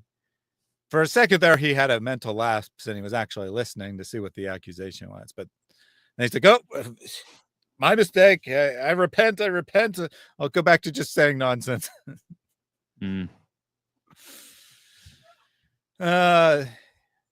And then another one from Rick Newton. Early, and this is indeed a sign, yet most of them are not believers. Give alone to Allah, give alone to Allah. Ride the wings of Gabriel, give alone to Allah. Sure to ride the wings of Gabriel. So Rick Ride the Newton wings says, of the Quran. I've never heard of that one. Siraj, put your mom's towel back on the counter. Good advice there. So question for you from Christian is a little Christ. How do you keep going? I don't know if I wouldn't have been scared off after half of what's happened to you. Be autistic. Just don't care. Good advice there. Yeah. And then another question. Wait, so children can vote, but they can't post online. So at age 16, you can vote now in the UK, but apparently you're not allowed to post online. I think that would apply to adults too, though, right? Adults can't post online either. Yeah. No, listen. If people suggest that I can be a prime minister, I'm humbled. But if you won't vote for me, I will warn you, I'm incredibly corrupt secretly. But yeah. Let's go. And then Una says, well, he, presumably Zakir Naik, did overtly promote terrorism, even though he redefined the term. Yeah, and he was also scamming his donors out of literally millions of dollars. He's wanted for in India, which is why he can't go back there, for multiple crimes, one of which is supporting terrorism. But he's also wanted for numerous financial crimes where he bought something like 50 residences for his relatives using the zakat money that he'd collected for poor Muslims or whatever. He just bought a bunch of expensive properties for his family members with all the donations. And Muslims don't care. They don't care that he's literally ripping them off. I mean, he's not ripping us off, right? When he's taking Muslim donations. Have a good argument, though. I'd love to debate Zaki and I. Like, yeah. Unfortunate thing about the Muslims is they're so funny. I want to debate them, but they won't. I know. Yeah, somehow Zakir Naik has his reputation of a great debater or whatever, but he's debated literally no one who had any idea what they were doing. And the only two debates he had with Christians were like 20 years ago. So and that was when the sharing of information was as good as it is now with the internet. So any Muslim now is essentially defeated by the internet. I mean, even the most basic things. This isn't a hadith that only Allah can predict the weather. Like, we can do that right now. Yep. Yeah, he debated like a random local pastor in India who may or may not have known anything at all about Islam. And he debated someone who wrote a few articles against Islam who was a Christian but had never had a debate before in their life. And that's the grand extent of his debate career. D-Dot actually did do debates all the time, but Naik is just living on this illusion that he's done a bunch of debates. Member message from Professor Yaffel. Wasting your time on social media is one of the best deeds a Muslim can do. There's a huge need for it. You know this and I know this. So that makes the reward even greater. So give generously and Allah Azza wa Jal will give you even more. It's just like the Santa Claus level advertisement that Mohammed Hijab does sometimes is ridiculous. The prosperity gospel is critiqued within like African Christian circles, but the Muslims do it internationally. And they've been building that mosque in Norway for like 20 years. They keep just raising funds for it. Either no one's donating and they should give up, or the money's going somewhere else, right? Because they, in theory, they have raised like hundreds of millions of dollars at this point, but for some reason, it's still not built. Professor Yaffel says, what will I use my free message on? Oh, hello, young Bob. Good use of your message there. Hello. Professor Yaffel is from the United Kingdom herself. So she's a big fan of Speaker's Corner and all stuff you guys do. Super chat from Jesus Saves. من ذا الذي يقرض الله قرضا حسنا? Who is gonna give Allah a good loan? Ya akhwati, this verse puts shame in my heart. My Lord is asking for a loan. Nothing's wrong with that guy. He has ability, but only a little bit of cash flow problems. He just needs a little bit of money right now. So give to Allah. Don't ask for anything back, guys. This guy contradicts all the others, says doesn't give anything back, but he does say, I feel so ashamed. Allah needs my money and I'm not giving it to him. Please give your money to Allah. Which, of course, I'm giving it to me on www.islamicscam.com/donate or whatever. Giving a loan to Allah is like, you donate to the mosque, preferably the one from the speaker that is speaking so that he can increase his salary. But You know, when Christ says, "Do not let your left hand know what your right hand is doing," Muslims do that all the time. Their hand in debating lets know their hand in terms of greed. Like, kind of clashes to one another. Anyway, Jesus Save says, "You two are heroes of the faith, in my opinion. God bless you too." Thank you. Thank you very much, and God bless you as well. Appreciate that. And Frog One, Dog One gifted 5 Reason Answers memberships. O son of Adam, spend. I will spend on you. Give, then I will give you. It's difficult because you know what? These are my last few. As it is, the price is going up, the rand is going down, this is happening. Excuses. Those are excuses. You give and watch what Allah does. Hey, come on, guys, no excuses. Inflation's taking all your money and you can't afford to buy food. Just give anyway. Just give anyway, guys. Thank you very much for the gifted memberships there, and I'm sure those who received them appreciate it as well. We got some theories from the audience here. Carol says it costs a lot to buy all those impressive Islamic books. Can I mention quickly, why do all the Muslim debaters have like their background as like a bunch of books? And they've never probably read them in their life. Like, if we account for all of the knowledge contained in the books that these bookshelves are full of, they would be bloody geniuses. I don't know if they buy like aesthetics, but it's strange. Yeah, there's a clip that I made fun of in a video about Sheikh Uthman, where he's in his library with Sneeko, and he's like, "These books cost more than a Lamborghini." Like, have you read any of them? Like, I think they're like online Discord incels that have like scams online for free probably read more than you do, and you have the physical copies in your hand. Yeah, for some reason, Uthman, he has all those books in Arabic and he can reference them whenever he wants, but he can't speak Arabic properly. Muslims make fun of him for the way he speaks Arabic. He mispronounces basic words all the time. He's an esteemed sheikh of Islam, according to himself. He gave himself the title. No one else did. And then the other one here from Lawful Good: hypothetical masjid will never be completed. Now, I will say, in fairness, I did find a video where Hijab goes and gives a tour of the building they're working on. It's just like it's an ordinary building, but they like go into an empty room and they're like, and in this room will be the whatever, right? And then they go into a room and there's a bunch of food in it, and this is all the food that we've collected to donate to Gaza or whatever, right? So there is a building, it does exist, but I don't think that all the money being raised is going there. Maybe Hijab gets like 50% cut of all the donations or something. Of course, man. There's commission, there's finder's fee, there's speaker's fee, there's transport fee. Notice how none of the Christians ever ask for money, but there's all these fees involved in the normal Islamic business. But for everyone else, it's we do this for the fun of it. Like, I work for Turning Point UK, and I work at an Australian Speaker's Corner, and I never claim finances for either one.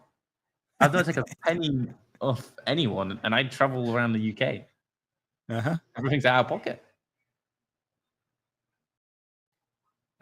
Sheikh Meth says, Allah is not great, so Allah, not Akbar. He needs money. Yeah, he's not the greatest of all investors, that's for sure. With all that money he's getting from all those donations, you think that he'd be, like Elon Musk levels of wealth by this point, at least. Come on. But apparently he's investing all that money in junk bonds or something. I don't know.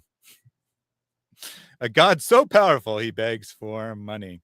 All right, last super chat here from E. Dilbert. If you want your wealth to increase in this dunya, then give sadaqah more and more every single day. 2 angels come down. One of them is making dua for those who give. He says, Ya Allah, give those who give. Got to be careful. The angels are watching you. They know whether you're donating or you're not donating. So make sure you're Santa Claus, donating. Ryan. Like, he knows when you've been bad or good. Yeah, every single night, the angels come down. And I guess if you give during the day, they don't record it. You got to give at night. Yeah. I don't know. Anyway, he says, "Da dumb." Yes, I agree. And I have to abrogate that was the last one because Frog One, Dog One just gifted 10 Reason Answers memberships.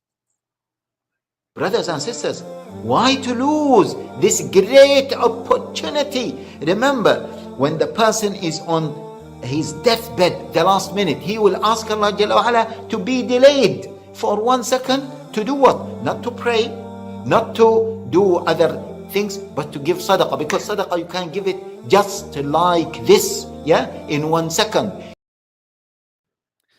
So same speaker there, but just so you know, it always takes a second. The angels are watching you. Make sure you give. It's on your deathbed. This is what you're going to regret. You're not going to say, "Oh, I should have lived a better life. I should have treated my kids better." No, you're going to say, "I wish I could donate more money to Allah. I wish I could give more money to Ali Dawah."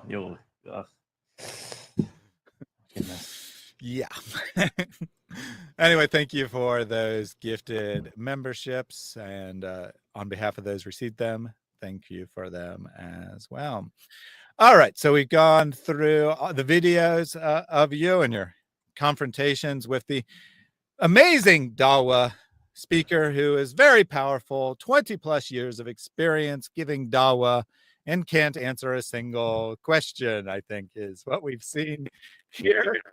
Your final thoughts for today. It's not what you come to expect of very experienced Muslim debaters, for them to listen. I came into the scenes quite destructively a year and a half ago. I was 15, I'm now 17.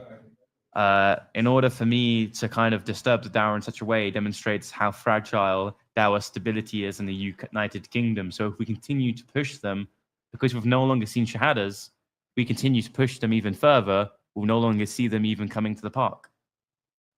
So just continue supporting, not financially, but in terms of spiritually, in terms of viewership, people at Speaker's Corner. And what you'll see is that the West will root out Islam. Absolutely. Again, linking to Revelation 22:13, where a lot of Bob's debates at Speaker's Corner are posted in the description, as well as Bob's personal channel. Just quickly, I have my own website if you want to come visit. Yep. It's crossandcorner.org. I post some articles sometimes, and I organize some events there. Take a look at that. That'd be pretty cool. crossandcorner.org. crossandcorner.org. I'll put that in the chat, and I'll get that added to the video description as well. Cool. And yep, definitely encourage you to support Bob with your viewership. Check out his website, and with prayers as well. Pray for us who are doing this work. Pray for all those who go to Speaker's Corner, a very, at times, hostile environment. Cover them with prayers because they really do matter. Thank you all for tuning in today. I will be at a conference later in the week, starting Thursday. So this will be the last time you see me for a little bit. It would be at least next Tuesday, so a week from today, before I am back on the channel. I have a scripted video on Mohammed Hijab, which I need to, I just remembered, so give me 1 second, but I'll set that to premiere and we'll redirect you to that so that you can get it right away if you're tuning in here. In that video, we look at how Mohammed Hijab has admitted the accusations against him in terms of the secret wife, time and time again. I think like maybe 5-ish times he's admitted it now in various ways. Let me get this set up. Go ahead and promote your stuff. What can people expect from you in the near future in terms of what you're doing on Speaker's Corner, and what can they find at your website as well? Yeah, so you can become a member, you can book some speaker events. I'm sorting out that website now. Been a lot of things busy, so you'll see more support coming from there. More articles being written. From me in terms of content, expect consistency. I will debate more, we'll give more debates. We'll go to Camden Town and hopefully not get egged. I will debate more politically and religiously. And all you're expecting from me is consistency. And also trying to galvanize young people into young gentlemen Christian conservatism. I mean, that's all I can hope to do. Absolutely. Good stuff there. And the conference that I'll be speaking at is the Seek and Share Truth Conference. If you haven't signed up for that yet, you can find the info in my last couple videos. You can find it on El Iso Elohim's channel. There is an online option, right? So it might be a little bit late to try to come and be in person, although you can, right? It's not saying you can't. It's completely free to attend. But check that out. Sign up online if nothing else. I'll be speaking on how Christianity treats women. Women's rights according to the Bible, inspired by the behavior of Mohammed Hijab. Atun Tosh will be doing a talk on how Islam treats women. So you get the contrast there. Lots of other stuff. David Wood will be debating Daniel Hikachu on the Islamic dilemma and which religion treats Jesus with more respect. First one, the request of David. The second one, the request of Daniel. I don't know why Daniel picked that topic. It's a very bizarre topic, but who knows? Very good stuff on all that. All right, I got the premiere set up. So after this video is completed, which will be just a couple seconds from now, you'll be redirected to that. Be sure to check out the video. I'll put it in the chat as well. Thank you all for tuning in today, and we'll close out in the traditional fashion with a prayer from Pastor Jake. Pray this ceaselessly. Lord Jesus Christ, Son of God, have mercy on me. Lord Jesus Christ, Son of God, have mercy on me. Lord Jesus Christ, Son of God, have mercy on me.